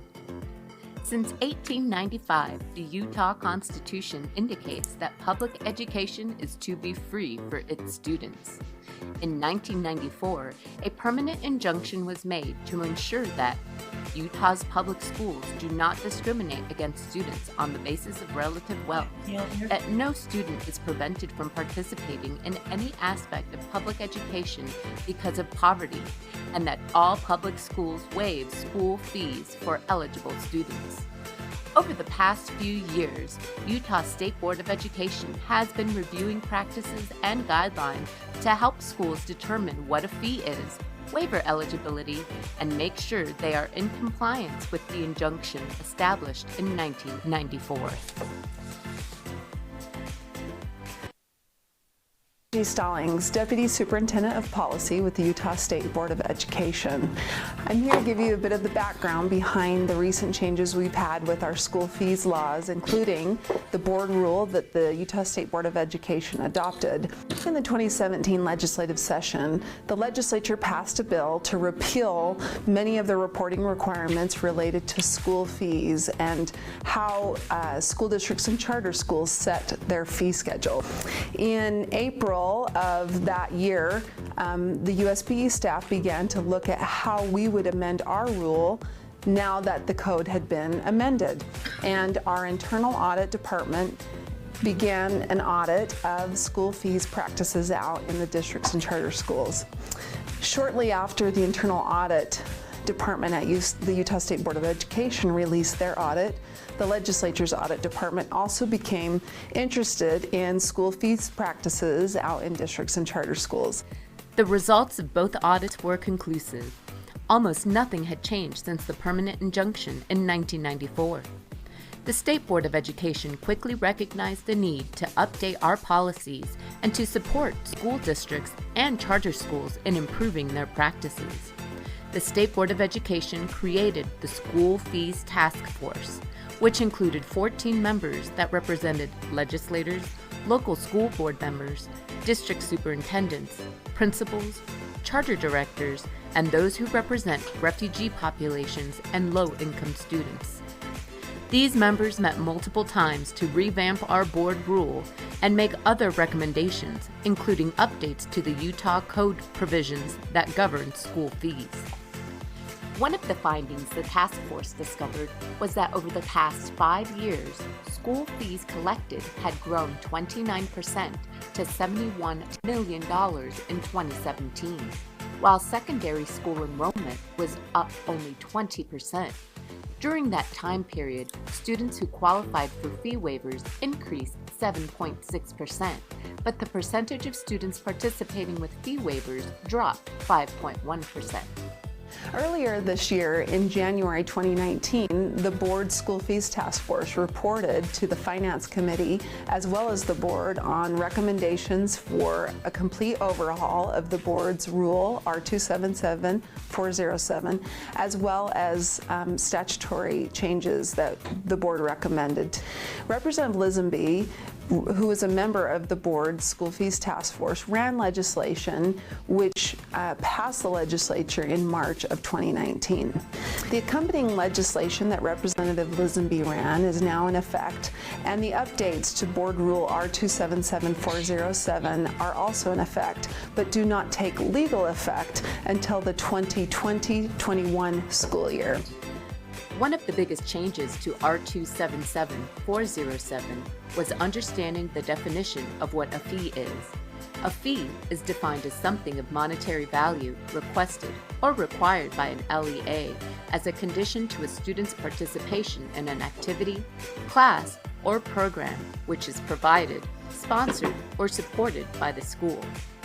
The State Board of Education wants to preserve equal opportunity for all students and to limit diversion of money, school, and staff resources from the basic school program.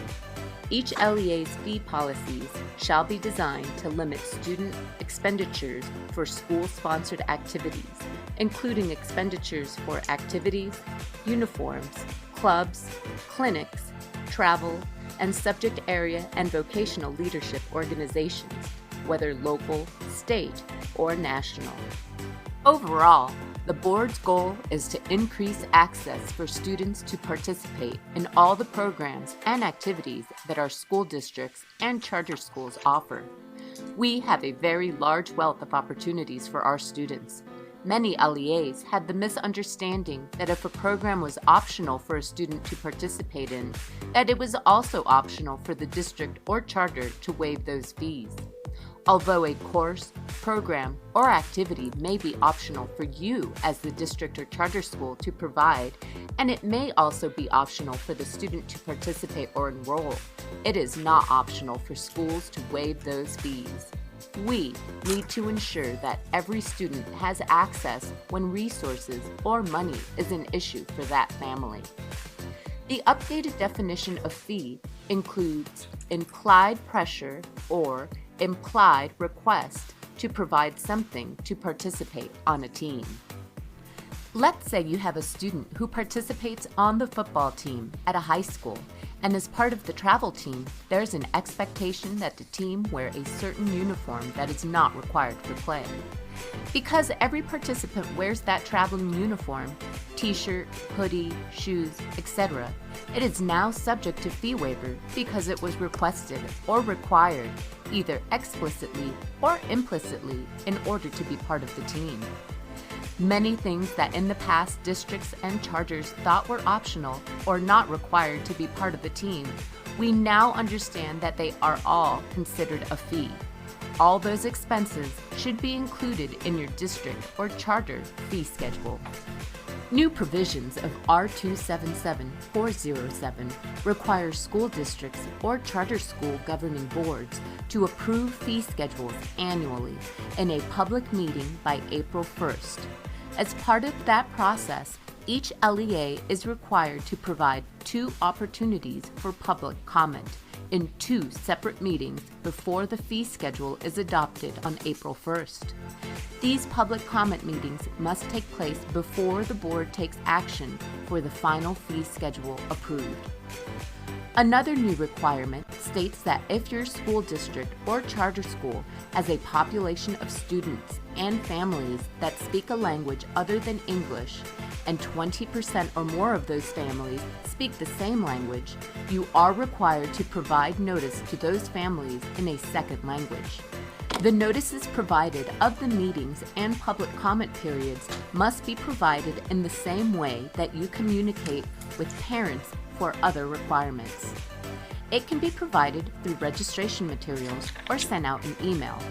Follow the same form of communication that your LEA uses to send notices out to families about upcoming fee schedules and public comment hearings, and the fact that the board will be approving a fee schedule. Additional requirements set by the board rule will be reviewed in our next USBE Instructables installment. The State Board of Education has a shared responsibility in helping you and all of us provide more access to our students to these wonderful opportunities, courses, activities, and programs that we have in Utah. We are here to support you in providing model policies, training, and information. Please don't hesitate to reach out to our school fee staff. We are all on the road to awesome.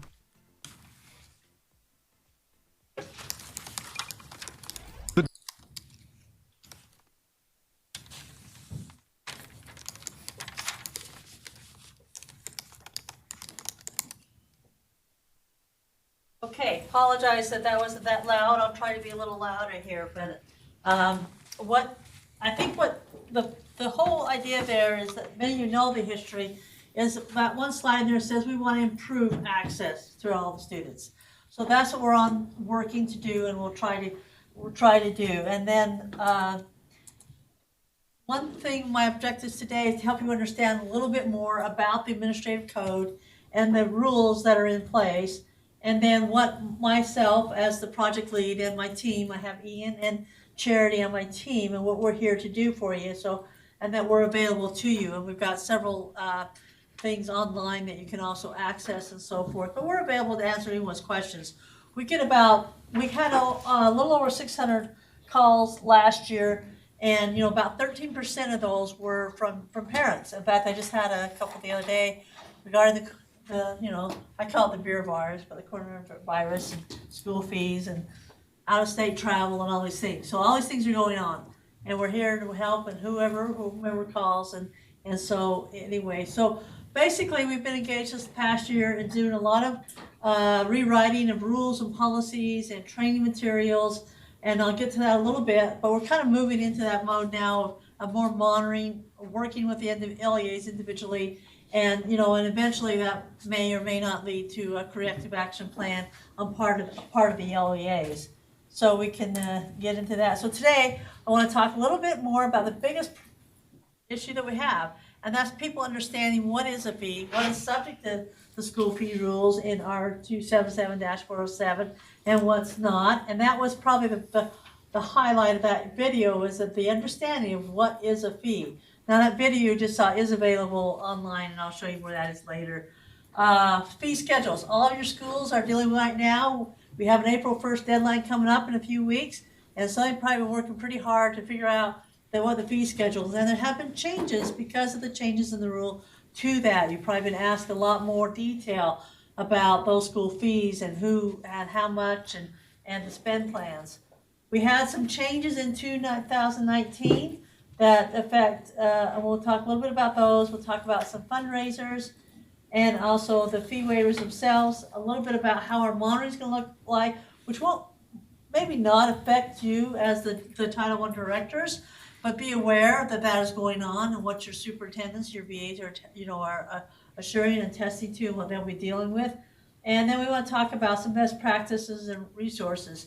Now, I've got a Q&A here at the end, but I want you to ask questions as we go along, and so that I can get a feel for what your concerns and issues are and how we can better address those. And during this is your time, and I want to make sure that we answer questions that you may have. Okay? And if I can't get to all of them, we'll follow up later. Okay? So the biggest concern has been, what is a fee? This is kind of taking that aircraft carrier and slowly making a turn here.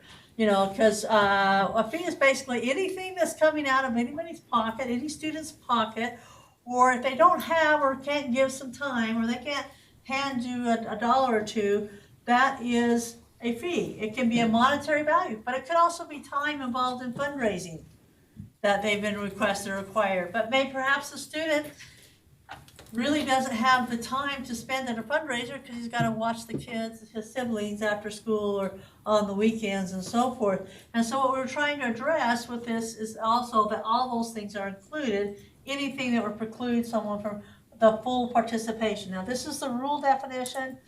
What's in the code is slightly different, and that's where you get this required directly or indirectly. So implied pressure can also be a fee. And for any form of money, goods, or service, and then full participation is in the code. And that's some differences between those two definitions. But together, I think we've got a pretty robust definition of what should be happening and understanding, hopefully. Now, this was the biggest change to this cultural shift we're trying to get LEAs and schools and people to think about. This is probably the largest piece of that, and is actually everything that a student is asked or required or implied to give is a fee. Can I ask a question about your definition? So looking at the elementary level, things like field trips, those kind of things where a letter has gone home to the parents asking if it's possible if they could provide a donation. How does that fit into this? Does it fit into this? Because as I've looked over this and studied this, I'm still a little fuzzy on how that fits in to some of those things that you would see at an elementary level. Right. They're going to the swimming pool, for example. Right. And they're asking, if possible, they're asking for donations. Okay. So let me go back. Donations are very much a fee because that's an implied pressure or that, required directly or that indirect requirement. And so even in the meal, if a student is going to be away and a meal is required during that time, a lot of people have school, then on Fridays they'll go do a field trip or interact or travel somewhere. That meal is a fee. If it's anything that the student would need to participate, that meal is a fee. Now, we want to step back because during the school day, you can't, you can't keep a student from participating anyway during the school day, because they're not supposed to, K through 6, no fees. So that student has to have the ability to participate in that, and so that would include the field trips, that includes, even if it's a 4-day school week and then we have our field trip, but that's during the regular instructional time, especially if you're including that time as instructional time on your 180, 990 counts for your ADMs.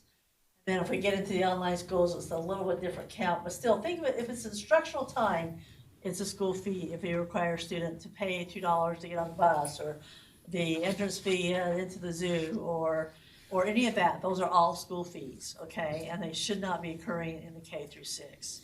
And if they're not required, but you're asking for a donation, but they don't have to provide that. I guess that's the part that I wonder about. You're still asking that a So parent anytime provide you're asking for a donation. donation, regardless of, because you'll take all kids regardless. Right. It's just waivable, it's okay, as long as it's waivable. It would be waivable. Yeah, you can ask for the donation, but if the student doesn't provide it, or the parent hasn't given the 10 hours of time required, that they're supposed to give, they still have to be able to get on the bus and go participate in the activity. Okay. And have a meal for them, if that is part of it. A sandwich out of the cooler or whatever it may be. Any other questions? So it's pretty much, in your elementary school is pretty much anything, during those instructional times. Now, if it's after the instructional time, like you get into some things about kindergarten, that extend the day, like the kindergarten time is only 2.5 hours a day. The extended, the afternoon, the student, I'll get corrected on that yet, but the student attends in the morning, but then he stays for an extended day in the afternoons, that you can charge a fee for. And but it is subject to fee waivers, okay?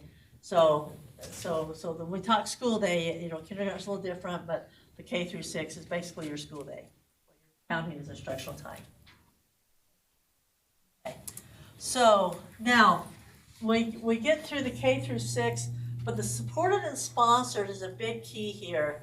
And I want you to emphasize, these are all ORs. It means that we haven't authorized it as an ALA, so it doesn't count. But no, that's an OR. If you're using school facilities, if you're using school funds, if you're using school resources, all of that counts. And there's some specific rules that if it's, now non-curricular clubs are not included in this, but a non-curricular club must have an employee of the LEA involved in it. And so that's one exception. So basically everything counts unless it's under the exceptions. And so are you offering free advertising? We have a lot of organizations, partner organizations. So LEAs have to be very careful how they structure their policy and procedures. And they must, if they don't want to be included under the school fee rules, it really has to be, I'm an accountant, so, that arm's length transaction. It has to have a contract, it has to have an agreement, and that the organization is handling everything. But as soon as the school steps in, we're taking some money, we're giving them free advertising, or if it's not in our policy, there's civic uses in facilities, so the LEAs can structure it so they can have that arm's length. But basically, if they haven't done that structure, then it is probably school-sponsored, and so therefore, it is subject to the school fee rules, meaning it's after school, you can charge a fee, but you have to be waivable under the fee waiver. And just kind of think of this continuum of risk. There's some very high-risk areas you're aware of, how low risk. But even as how the students are asked or required to participate, or if the pressure, that implied pressure, that can also make sure that that is not there if you don't want it to be under the school fee rules or follow the rules as guidelines. I've taken these slides out in our last few presentations, but I realize a lot of questions come up on this. So the school sponsored and supported is a very key part of all of that. And we answer a lot of calls. Well, we're doing this and this, and it's very fact-based. Someone can set it up in one LEA and it's not in the school fee rules. Somebody can be on another, and it would be. So it's very fact-based. It's just, we got to look at how things are structured. We like our own rules. Okay, this is something that we've been caught up. This is not new to school fees, but schools are not putting their schedules with their registration materials. Timing is everything. We've kind of get into this electronic, sign up for for your classes, and then we'll give you your schedules, and your fees are due in August. However, when the students start looking at that class schedule, signing up for those classes they want, the schools have got to provide those schedules. Those schedules include a spend plan, they include all of their waiver policies and everything. So that timing of those documents is very important. And I don't know that many of you get involved in that registration or so forth, but if you have programs that you're working, that they need to be there. Okay, so fee schedules are very specific in amounts. They have to describe what the money is being paid for. And the spend plan is a further description of what you're going to spend, because school fees, we're trying to get the schools to think of them as highly restricted funds. They are restricted to that program. And there's we're putting some guardrails on this. Are they also restricted to that student? Because upcoming changes that are on the flyer sent out to you, that is, you can't, the cost of the fee can't be more than the cost for that student. So that kind of makes me think, well, we probably ought to have some guardrails here. It's not just program restricted, it possibility to be a student. And the maximum, we're having a lot of discussion about these maximums. Because you put on your fee schedule, you're gonna, have some travel later on, because most fees are travel. You'll have travel in the spring. You may not know how much that's gonna cost, or the meals, or the hotels are gonna change, and everything. And so you want to put that maximum on there, because you really can't go over it, because you can't charge more for the school fee than what's on the schedule as the maximum. But then you say, okay, oh yeah, we've got donations, we got fundraisers, and so we got in more money that we don't have to charge the students so much for the travel. Well, then you got to be able to decrease that fee to that student. And so those maximums become very important. You can't charge over them, but you can certainly come in low. But we don't want a whole lot of, putting it clear up here as a what if. We want to make sure that that's reasonable, because you're communicating to the parents that transparency and everything. And so we talked about that on the website. If your school has not got that publicly available to people to look at the fee schedules before registration, we'll be contacting them, working them to get that changed. So, okay, a lot of notices on the fee schedule, and this kind of gets into that they've got to have their fee waiver applications, and they've got to have that with that, the decision form and appeals form. We have gone through and revamped all those forms. Hopefully they're more readable and more accessible and understandable. I got word that we've got the contract in within the 2 weeks. We'll have it in Spanish out there also on the website, and so you'll have the Spanish version. Now, we talked about that 20% rule. I don't know if you guys know, if the school has their primary language of the students is more than 20% of the population, it must be in that language. I got looking at that, and the only ones that I feel that fit that criteria, you guys let me know if that's different, is Spanish and Navajo. We have 2 schools that have more than 20% of their students, their primary language is Navajo, but we're having some difficulty with that. We got to work with some folks down there on that one. But we're also translating in Somalia, Chinese, and some other languages. We have 5 languages. We have picked top 5, which are double-digit percentages within the students. So if you have need for another language that you feel is important, that we can put these documents out there, and these are these waiver notices, the waiver applications. Let me know if there's a need out there. We're going to do these initial 5, but I do have some funding, and so we could do some more if there's a demand at the school DLEA. In the fall, when Ian came, Yeah. we talked to him about the form was a little bit difficult for some of our families because it was requiring W-2s, and many of our families are undocumented, or they don't have that, or they're in a shared economy, cash and trade-off and that kind of thing. So we were concerned that they would still be able to talk to the principal and have fees waived. Is that change been made on these forms?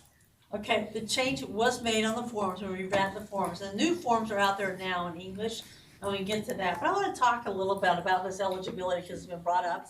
You'll notice I skipped many slides and areas, so I want to make sure that I answer this because I think this is the fee waiver eligibility is a big issue for this group.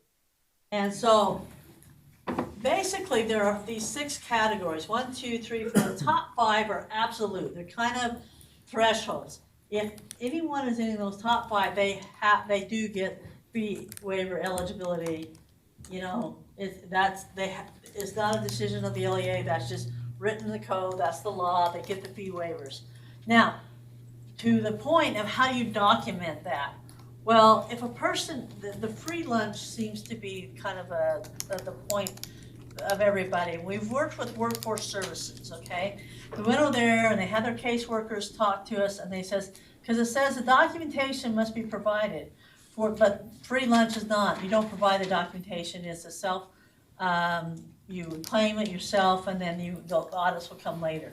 Okay, but if someone's getting a free lunch, the family's probably also on TANF or some sort of TANF, FEP, or the services. The state term is FEP, which is a family employment program, and TANF, of course, is the federal program. And all I need is they use this. The code used to say a letter, but you don't get letters, and letters only tell you when you start. They don't tell you the period and all of this. But there is a screenshot that there's on the system, and we have a model policy that we have put out that describes this in more information. But all they need is a copy of that screenshot, and that's the documentation that is expected. The caseworkers, the workforce services caseworkers, have had some training on this also. So that is all that's required. Now we got to convince a lot of the VAs and the people approving this that that's all they need. Because if the students receive an SSI, the state custody, the foster care, all of that is based upon that documents. They don't need someone's W-2. They don't need someone's pay stubs in those top 4, okay? Now, meeting the income standards is dependent upon the superintendent sets those levels. And we have adopted the levels of income standards to be the free lunch, not the reduced, but the free lunch standard. And those are documents should be coming out, those standards. Unless you guys know a better way, the USDA told me it would be mid-March before we get those, which is kind of late to get into all the registration packets, but so there's a timing issue here. But we have adopted that it's a free lunch. Now, that you can, as an LEA, adopt that we're going to accept that free lunch because that's the standard, that's the income standard. And there's a way you have to have certain wording on the application, and that's all described in the model policy. It's just a little term. Yes, you're going to share this information not only with the federal program free lunch, but also for our local school fees program, okay? So there's some specific language and it's out there in that model policy. Now, it's hard to prove a negative in this. And so that was up to the LEA's individual policies. I know Granite is the one that's still struggling with what does that mean. And so the application has been changed. And so we wanted to move that down to the bottom because, quite frankly, they probably fit in that first category. That's going to be the largest group of people. And that is written in that you have to accept the documentation if the family is receiving FEP or TANF. You don't need to go back into a pay stub or an income statement or a tax return. There is a provision, and we have 4 schools on this community eligibility provision. So those families are getting free lunch, and many of them need it, but they still will not, many of them, go to DWS. They are not going through state programs because of their undocumented status and so on. And so that's where we've had some challenges in then what can a local principal do? Because the old free lunch, they had some form and some letter, and now we don't have that. It's all electronic now, you go in. Because they're community eligibility schools, not by every individual child applying. Yeah. And so that's where some schools says, and that's where it comes down to the local LEA policy. If they're accepting that there's no school fees now. And so if they're saying, well, no, we want to validate that, even though our community has 85% of community school. So it's up to this is where we get into the local policies. What have they set up and how do they do that? Now they can adopt the free lunch standards, because they are the income standards, meeting income standards. And it'll be dependent on that. But if they're gonna say, well, no, we wanna make sure we have some documentation, you know, we can work with you on that, on what that means. We've got a couple of documents, we call them IPs or informational papers, out on our website that talk about what those standards are and how they do that.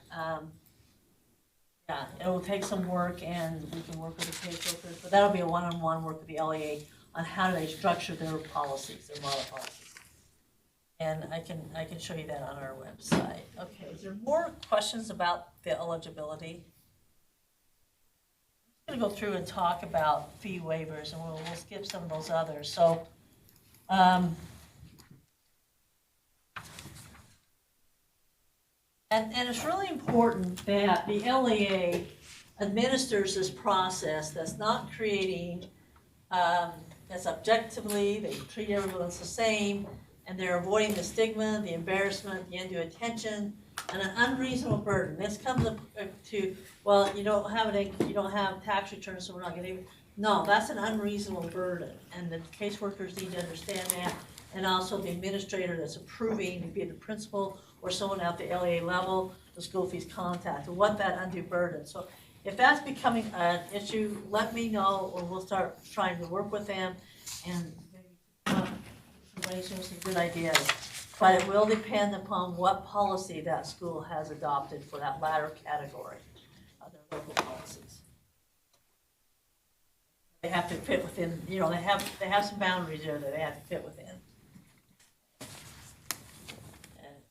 So we want to make sure that's in the rule. So they have to designate one administrator. That could be at the school level, or it can be at the LEA level. And we want to make sure that we are ensuring and this is something as we start in this monitoring phase, we will be going out and working with the schools individually and observing the process of the fee waivers and talking to them about that process. And so we'll be looking for some of these. They're very subjective, you know, they're very subjective type of criteria that they need to meet. So, and then the application process, that should be going out with the registration. It's not, oh, go to our, I mean, it was interesting to me last year, we had a lot of people parents call us into the school fees and say, I need to get that application. I'm like, well, you should be getting that from your school. It's the same one that we have on our website, but I can't grant that waiver for you. It has to go back to the school. So we had to have some parents, and, you know, I was on the phone and email talking to some superintendents. I was like, okay, let's talk about this process, what you really need to be doing. So I'm happy to have that conversations as needed. Okay. So there's that. It has to be informative. The waiver policy must accompany fee schedule. Now, providing students a copy of the fee schedules and the fee waivers, that is in whatever format the school typically communicates with people. Now, it was interesting to me that a lot of that's electronic now, but we have a lot of our schools in that have went to an all electronic registration, and you guys, you know this better than me, but they'll have 30% of their population that didn't have access to even register online. And so if they're not, they've got to be able to provide a packet, a written copy to that population of students also. So it's not just one or the other. They have to be able to provide it, whatever manner that student is accustomed to receive that. Okay? Questions there? Okay. And then we talked about that. That's what we go into talking about. The LE shall ensure the fee waiver policies and a service in lieu of fee waiver policies for those who are unable to pay. That is the last category, that if they don't meet, you know, the other income levels or other programs, state or federal programs, the LEA still has to have a policy about those who are unable to pay, they're not meeting those other standards. So, and they need to have that in their policy. So they're treating, and again, we're trying to get that they're treating everyone the same, or not the same, but everybody's policy, everybody is aware of it, and they know what they can do meeting that policy and ability to pay. Okay, so, and a lot of schools may have a service in lieu. It's really difficult, especially in students under 14 years of age, to have a service in lieu. It just doesn't, doesn't meet the federal guidelines on policies and so forth. And there's only very few waivers are allowed in these tutorial assistance before and after school, general community or home service. These are all categories that students can provide service and providing that service in lieu of fee, for fee waivers. And there should be a local policy that is very definitive on what those things are and how they're gonna structure it. But then we go to the service in lieu of fee waivers. There are a lot of federal labor laws and they have to be considered. So this is what I say, over 18, basically just have to be a hazardous job, but they pretty much can do anything requested. 14 to 15, you can't work more than 3 hours a school day, including Fridays. Can't be more than 18 hours a week. And so they've got to pay them the minimum wage towards their fee for each hour. And so there's a lot of, but yet they have to also fit within if a student can't pay for a, $4,000 travel trip for a CTSO organization or something, and he's not gonna be able to do it because of this limitation, the school's gotta come up with a better, they can't just be service in lieu, it has to be somewhere. And so those are some criteria. Can't work 4/7 or after 7 p.m., 40 hours a week per week when school's not in session. Is not allowed 8 hours a day when school's not in session. So these are all things that need to be considered in setting those up. And like I said, virtually if you're under 14, there are no options for service in lieu because of the federal rules. Now the certificate of compliance, I just want to talk a little bit about this because I wanted to know that that we collect these fees, realize that the schools have said that there was 65 million last year, this was for the school year 1920, collected or fees that were charged. There's some difference in what charged and collected, and we're clarifying that. And so anyway, of that, they said they waived 5.3 million fees. Well, since then, you gotta realize we had this shift that what should be included is a fee. Okay, so next year, I assume that will greatly increase. Some schools have told me it will go up fourfold, twice as much, or whatever, because now we've got to include everything that's included in fees. And then we have these fee waivers. Well, Alpine's already come out and said, well, it's going to cost us over $1 million for fee waivers. Granite is telling me between $4 and $6 million to cover fee waivers. But this has been reported in the last 2 years of what fee waivers are. So these numbers are going to greatly jump now that we have this new understanding of what a fee is, and we have this collection process that's a little bit better, that you've got to be counting your fee waivers, or what is a fee waiver. So that's only 8%. I think you guys probably realize that is really low. Even just counting students that are eligible for free lunch is up in over 12%. So we understand that the fee waivers are not being used as they should be, and so we'll work on getting that. And then I have pushback in that. People say, well, people don't want to take waivers, they just want to, and I'm like, that's okay, but that's kind of a big number, that gap between 8% or about 12%. So we'll look for that. Now, realize that your board chairs and your principals are affirming that they're obeying, or they know what the rule is, they know what the injunction is, they know what the statute is, okay? So they have to affirm that every year. And so they are the board chairs, but there's also the superintendents are making the same affirmation, but they're also providing me all the stats and all the numbers that go with that. And so that's who's doing the reporting to me in your schools.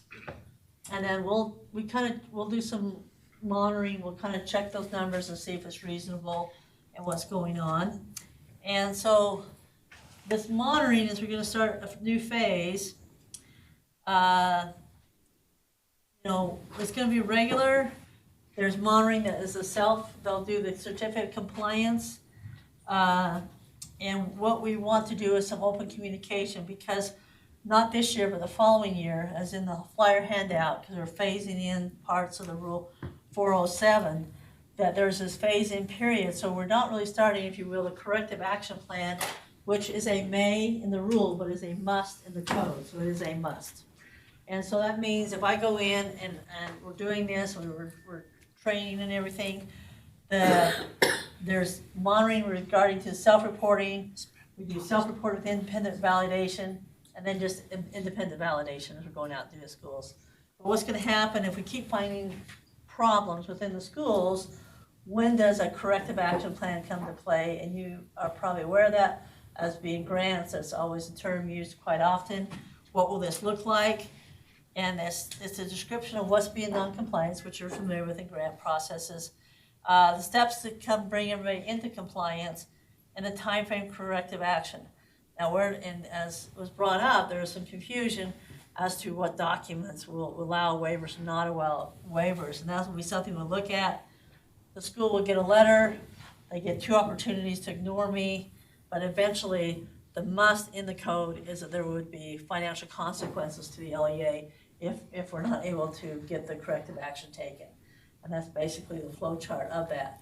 Now, I'm gonna, let's see, that's pretty much, I wanna talk about, and something that we're kind of taking on as the school fees team, this is gonna take a lot of collaboration to change this, and effectively change is almost impossible without industry-wide collaboration, cooperation, and consensus.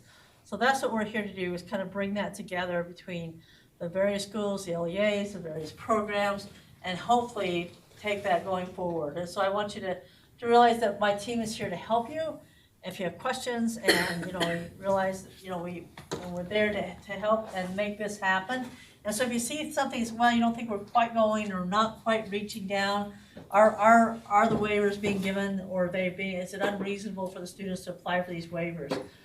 You're the boots on the ground working with these individual students and these populations. So let me know if that's not working. We've worked with the caseworkers and workforce services, worked quite a bit with Christelle here and Rebecca, the people here, of identifying that. But basically, it's the boots on the ground, identifying to us where problems are that we can perhaps go some one-on-one help and work. But realize, that the guardrails we have will be dependent upon the LEA's board and what they've said they want to do and the policies that they've set up. I don't want to go through the fee schedules. That's not. Let's go to the. Let me go back over to our. I don't know. I'm going to go back out. It was easier before. This is our website, which is at schoolfees.utah.gov. And this is the overview. It's just basically got everything there, the rule, everything. That video I just showed you is right there, that training. The overview has the rules and so forth. There's the form. Then this frequently asked questions. Now, we have on here, this is brand new, this parent frequently asked questions.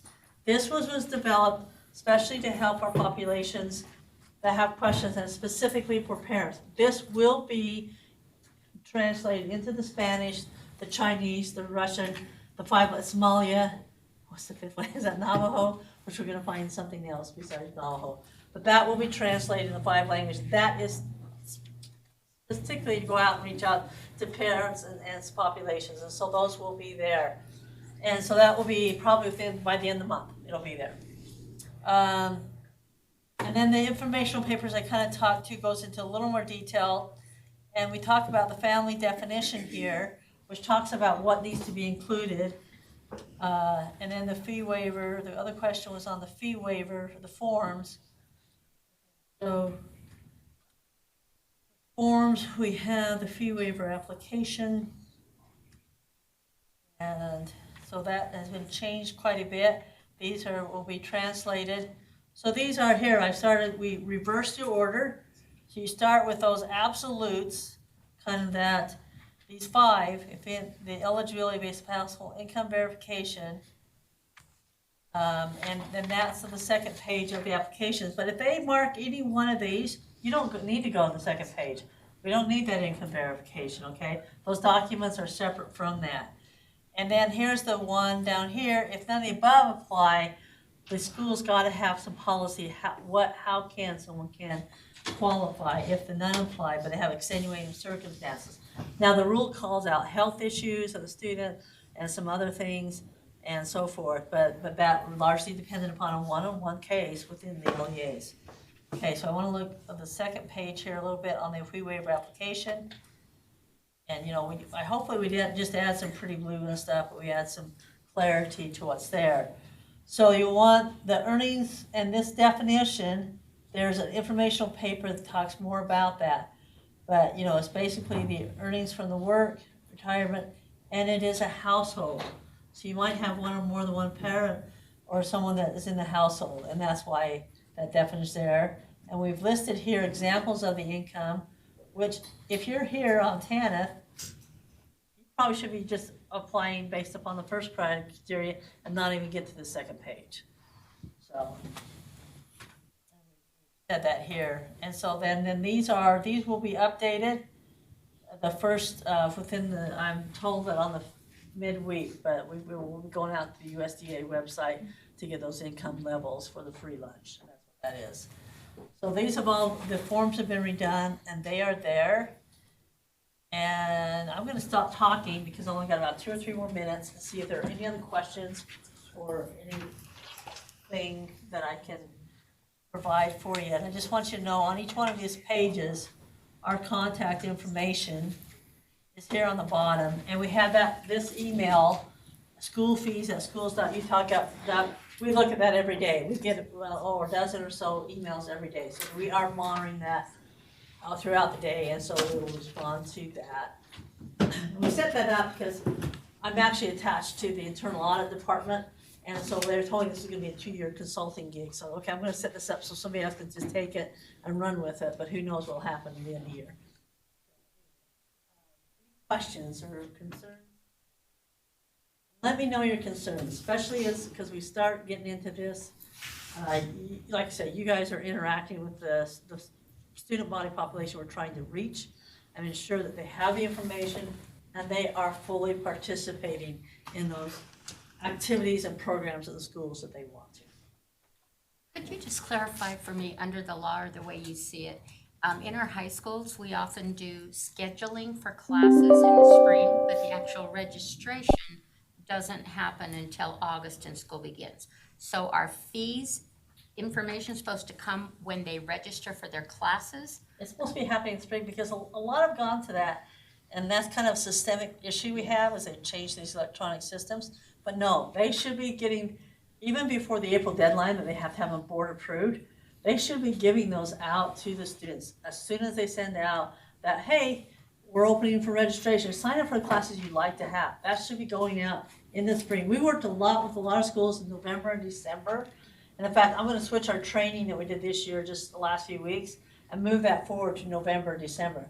They should be sending out the school fee schedules. And I can tell you there's probably a very high percentage that did not this year. Sure. And we'll be writing lots of little letters here in a little bit telling people they should have sent those out earlier with the registration materials. Or pre-registration. Some call it pre-registration. But no. And the pushback there is, well, I don't know what my fees are. I don't know until all the students are there. I'm like, no, you're not getting it. School fees should be based just upon what the incremental cost of that student to participate in that program. And realize that school fees at $65 million are a lot less than the $5 or $6 billion that we spend. So for most schools, it's only a point, it's not even 1% of what they collect or use on these programs. And so we're trying to say, okay, that amount of money, it should really just be, we gotta start change the way we're thinking and change the way that we're doing things. And this is the biggest point, is trying to get that information, because that was the complaint. Parents would sign up for something, then they get this surprise. I gotta spend 40 hours on fundraisers. I've gotta do this, I've gotta do that. And so that's why, that was the biggest impetus of making those changes that came about and going back to the injunction and talking about this. And if none of you have read the injunction, it's wonderful. That it was well written. Actually, Carol Lear, who's on our board, was part of that process when it happened 30 years ago. But it has a lot of, I like to go to it when I'm trying to describe why, what should be happening, why it should be happening. And so, it's a legal brief, it is, but it's got some good dialogue in it. So anyway, contact schoolfees.utah.gov. I'm happy to take anything, information back and hear from y'all. Thank you.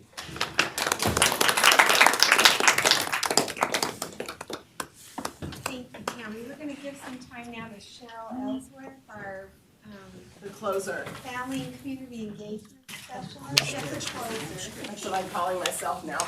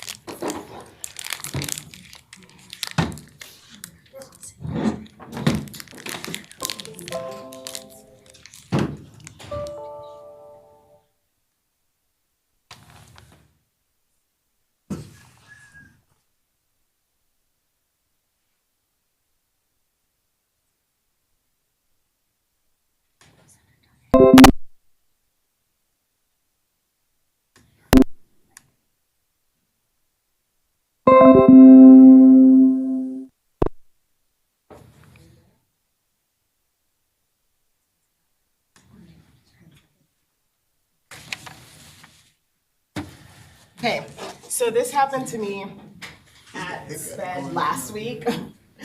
Essentially, by the time I was supposed to go, everyone left, so I pretty much presented to everyone at USBE.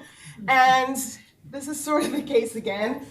Like I said, I'm just considering myself the closer that keeps people from leaving. Anyway, this is really important, and so I'm gonna try to make this engaging. I am the family engagement specialist for the state. For those of you who don't know me, my name is Cheryl. So I just want to help us understand when we say that I'm the family community engagement specialist, like this little boy is asking, like, what do you mean when you say that you're the family and community engagement specialist? Well, little boy, this is a great question. In my role, it's important that you all know the next best practices when it comes to family engagement.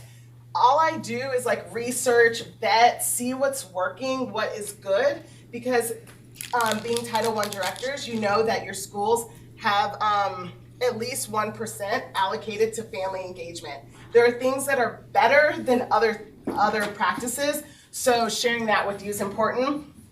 I train educators on evidence-based strategies, namely the Parent-Teacher Home Visit Project. Also through special education, I give TA support for the parent survey that goes out to families of students with disabilities.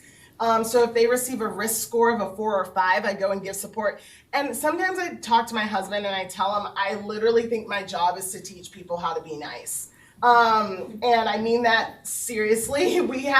We're doing some things well in our schools in Utah, and then there are things that as educators we're not quite doing well. Here's my motivation. This is my son Hamilton. I know that you want to see him, so I'm sharing him with you today. But the reason why I wanted to talk about him for a second is because in my role in going to a lot of different schools around the state, I have recognized that we're engaging families well, and I'm like, you know, this could be a school that I could go and bring my child to. And then there are some schools I'm like, I could never do it.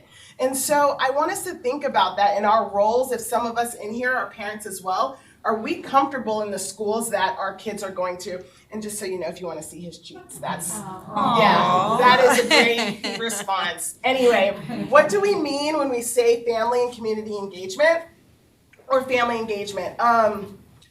About 2 Title I director meetings ago, I had you all write down what you thought family engagement meant. We collected some great data, but as a state, we are still using this definition out of Connecticut. Family engagement is a full, equal, and equitable partnership among families, educators, and community partners to promote children's learning and development from birth through college and career. And I hope we recognize the words equal, equitable, full, partnership, that it's not just families doing everything and it's not the system doing everything. But I'm really clear to educators when I go and train them that my job is not to teach parents how to be parents. I will never profess that I will do that. My job is to teach the system to be better at engaging families. And I think we can do that. You've seen this before, but for those of you who are new, family engagement is not a nice to have. It is a part and a critical part to teaching and learning, along with a strong school leader, a safe school, curriculum alignment, and teacher capacity. When any of those pieces are missing, as you can see in the purple, a school's chance of improving goes to about 10%. So when all of those pieces are there, those blue lines is what can happen to a school in improvement.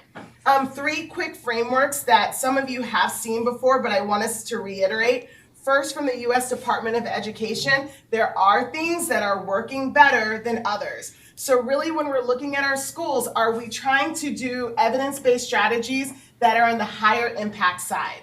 Are we utilizing the dual capacity framework out of the Harvard School of Education?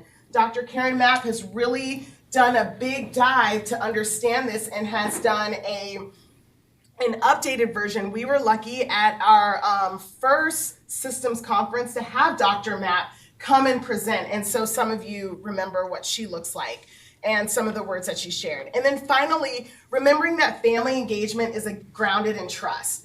Our educators are learning about academic partnering in their whether it's like alternative routes to licensure, whether they're in college or grad school. They're not recognizing that building those relationships of trust is actually a necessary foundation to family engagement. So that's why I literally say that half of my job is teaching people to be nice, because some educators aren't recognizing like, oh, I need to have relationships with families before we move into this academic partnering. So I was asked to give an update on a current evidence-based strategy that we use here in our state for home visits. Many of you have been really excited about this idea of home visits and have invited me to your districts or your charters to train your staff. It has gone really well, and there have been areas where it's totally flopped. And I'm going to show some data in a minute to show you kind of some of the groups that are doing better than others. So the research behind home visits: reducing absenteeism, fewer suspensions and expulsions, improves communication between home and school, shared accountability, improved test scores. The amount of anecdotal stories that I've gotten back from educators supporting this is so exciting. I mean, we could spend a whole day just reading stories of our educators around the state, but we won't do that right now. But under this model, so that you are clear if this is something that you want to have done in more of your schools where you are, the visits last 30 minutes and are voluntary for everyone, teachers and families. I just ask that I train your whole staff. Then they can choose whether or not they want to do the home visits. Educators are trained and they are compensated. At the end of this, I'm going to talk about some funds that are available for those of you who are interested. Educators go out in pairs. 3s or 4s are overwhelming for families, but 2s keep everyone safe, not only families feeling like there are 2 people that make a connection with them, but educators having another person hearing the family stories. All students or a cross-section of students are visited. There's no negative targeting. I think some, schools have meaningful intentions when they're like, no, we're only going to go to our most struggling students or our incoming students, newcomers to this country. I know that's well-meaning, but that doesn't sit right with families when they feel targeted. So we want to make sure we're visiting a cross-section of students. And the visits focus on shared visions and values for success of students. So I just wanted to reiterate the model that we're using. So here's a little bit of update on some data. I went and highlighted, so as you can see, there's a ton of LEAs around our state, from literally Box Elder to San Juan to Tooele to Granite. And sorry, some of it's cut on the one side. But essentially, the kind of data that I want to know is, first, how many home visits have been done, but it's important to know how many students are at the school too, right? Because you can look at some of these numbers and say, oh, wow, 320 have been done, but if there are 1,000 students, it's important to understand the percentages as well. the number of participating teachers, and this is where I started to see the shift of the data. If you look at the very end, our highest number of home visits are done when most of the teachers are participating. I mean, I know that's not rocket science, but when there's like this idea, this collaboration, like, hey, let's all be a part of this, you see the needle moving more. I wanted to share a few highlights from Box Elder, Lakeview Elementary, and North Park Elementary. This is their first year, and they've done 70% and 66%. So Carrie, great job. She'd been prepping her district for about a year. Like, hey, I want to do this, I want to do this, I want to do this. I wanted to share Granite South, current 60%. They're in their, third or fourth year? Fourth year doing it, and the fact that you're at 60% in your fourth year is also super commendable. I wanted to call out, or call in, I don't know, from Iron County, Cedar East Elementary and Three Peaks, both at 63 and about 66%. Again, first year for both of them, right? So awesome job.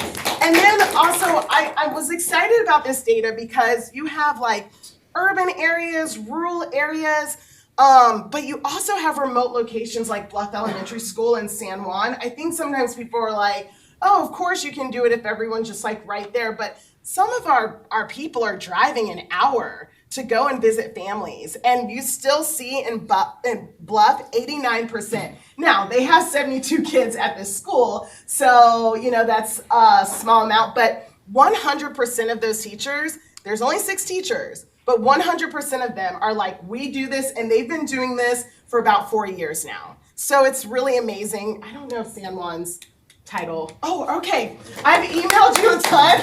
I've never met you. So thank you so much. I wanted to give just 2 anecdotal stories from a parent perspective. As a parent, I really love home visits because it gives the teachers a chance to see their students in their most comfortable environment. It's awesome to have them in our homes and get to know them on a more personal level. I love that they ask my kids questions about themselves and what goals they have for the year, and they ask how they can help us as parents to support our students in their goals. It's really great. It's a great way to solidify the team aspect of our child's learning. And that's from Bayview Elementary in Davis. 4th year of doing this as well, and every year making sure that they support, fund this with their schools as well. A teacher perspective, this is from a school in Tooele. From a teacher, I thought this was really, really great. Home visits have been extremely beneficial for several reasons. When we meet with the families in their own environment, we get a better idea of what each student is dealing with as an individual. Rather than starting our school year out with 50 students from square one, we actually feel like we know who they are by name and face and their families, and what they might be struggling with. Families have been open to sharing personal things about their child's needs. Anyway, and what we can do as teachers to help them be successful in school.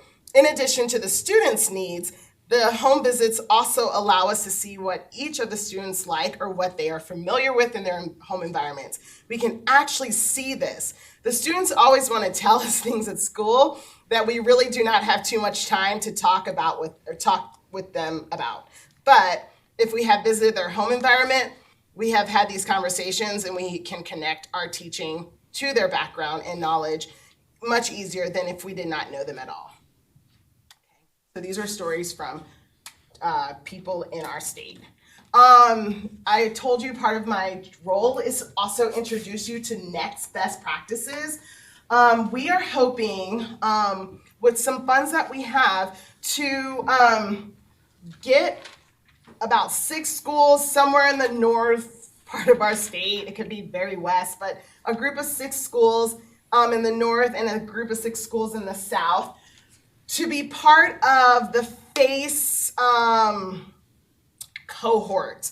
So Granite District actually you're in your 2nd cohort of this first year of really doing a deep dive into family engagement, because sometimes a school might not even like think about this idea of home visits or think about this idea of family engagement. Sometimes schools just need to understand what family engagement is. So Scholastic, the same people who do the book sales, has this whole section of family engagement called the FACE team, Family and Community Engagement. And the point of it is to first start with you as district leaders. Train you first before going to school staff. And basically the first step is that you receive a 2 to 3 hour session of development first before we do the next part, which I'll share. And basically you're connecting the dots between student achievement and family engagement, understanding the difference between parent involvement and family engagement, exploring core beliefs in family engagement, and just really understanding your role as a leader in the district to move this work. And also, you're going to do a whole professional learning for family engagement action teams through Dr. Mapp's series. So then there's a training series for schools that we're hoping you're gonna email me and we're gonna have awesome teams be a part of this. So basically, this is a 3-part workshop series designed to assist school-based teams incorporate best practices of family engagement into their efforts to improve student learning. And these 3 sessions, they're non-consecutive days. So in fact, when I've gone to Granite's, the first was like in August, the second was in September, and the third was in October, because there's homework in between, and they're 6-hour sessions, so it's like a whole day, and it's hands-on and interactive, and there's homework in between sessions. And in session 1, it's all about reframing family engagement. There's foundational training to underscore the link between family engagement and student achievement. And the learning objectives of session 1 is to understand the link between family and community engagement and student achievement, and 2, develop a strength-based lens to examine family engagement family partnership work. Session 2 is redesigning family engagement events, which is really necessary. I go to family engagement events and sometimes it's like, I think more of a checklist versus like a really good event for families. And you're gonna your team's gonna map current family engagement efforts to the essential practices and utilize new learning to repurpose and retool a family engagement event. And the 2 learning objectives for session 2 is to integrate family engagement strategies to student learning goals and to evaluate family engagement efforts. Finally, session 3 is engaging family learning in all year. And the point of this is to connect family engagement to student learning goals, right? Because once we have that foundation of relationships, then we can connect it to student achievement. And school teams use this session to plan the work.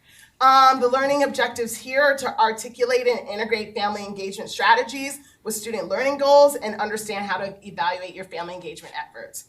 The team composition. So this is you as district leaders. If this isn't something that you're interested in, you want every team to have the school administrator to be a part of the team, a teacher, a parent or a caregiver to be, their voice needs to be there. I think sometimes we do family engagement without families, which literally makes 0 sense.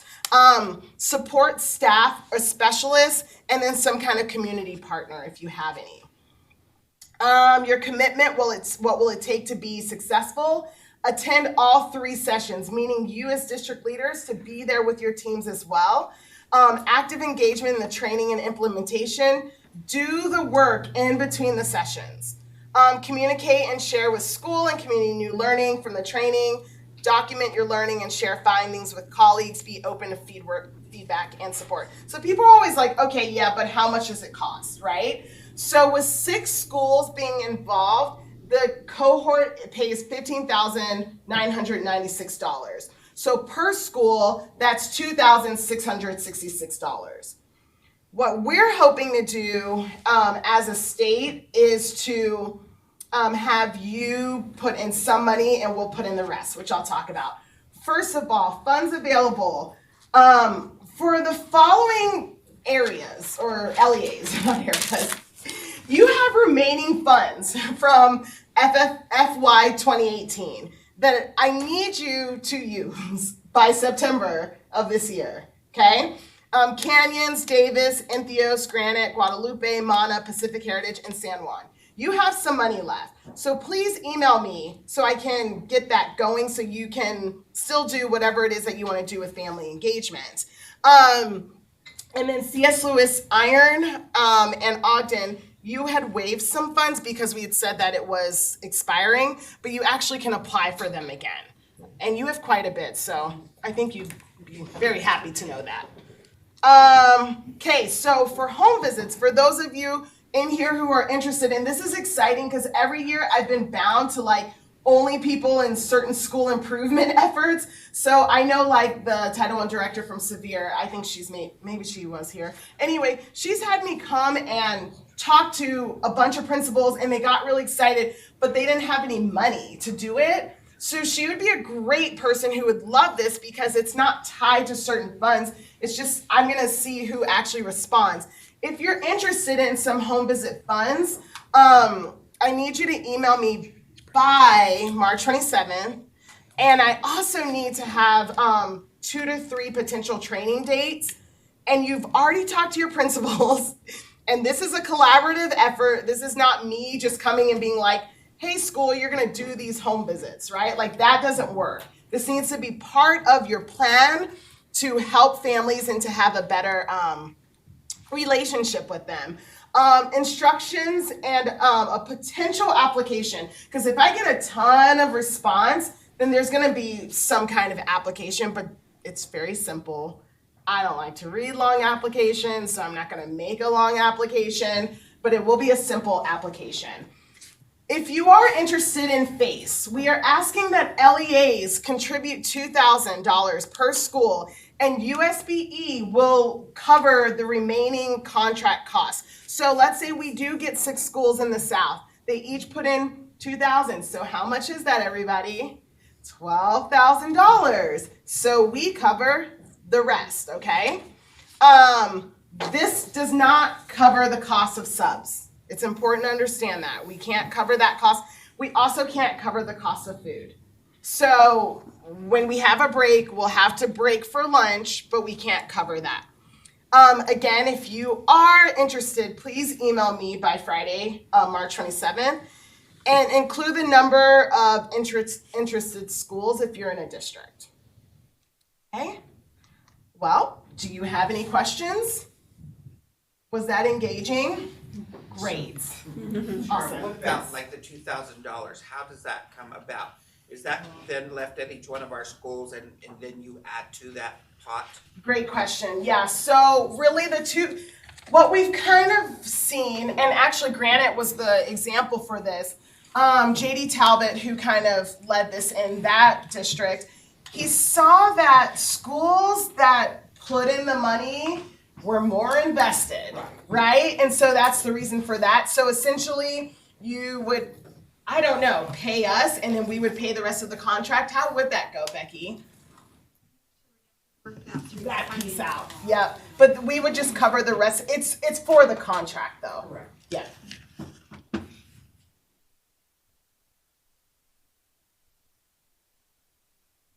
Right. Well, I guess I'm a really good explainer. Here's my email, which you will need if you are going to email me back. By when? Friday, March 27th. I will be so excited to hear from some of my districts I never hear from. Alpine, Provo, Nebo, you know who you are. You can also do family engagement. You don't need to be in school improvement to do engagement. I'm really proud of Wasatch High School. They're trying to start home visits this year, and they are no improvement at all. They're not even a Title I school, but they're like, we're doing this, okay? All right, have a great day. Thanks.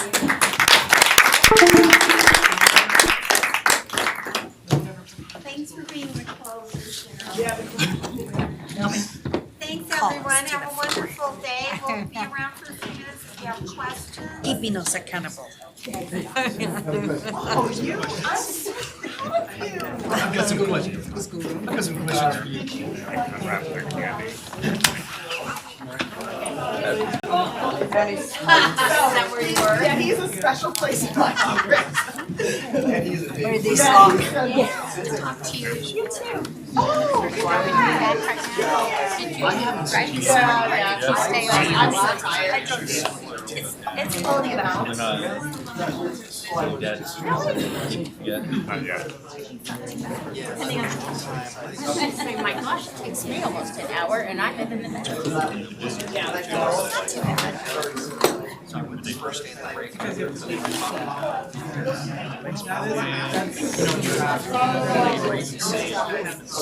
I brought down my sheet here that has, what? I brought down my sheet and I brought it down here. I think it's. Oh, it's here. I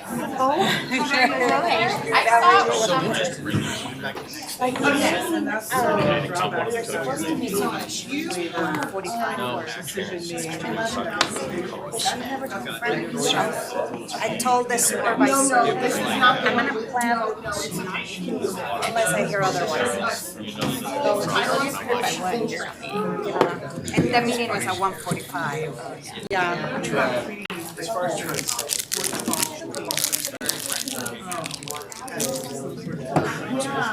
Yes, they do. I think that's part of the problem.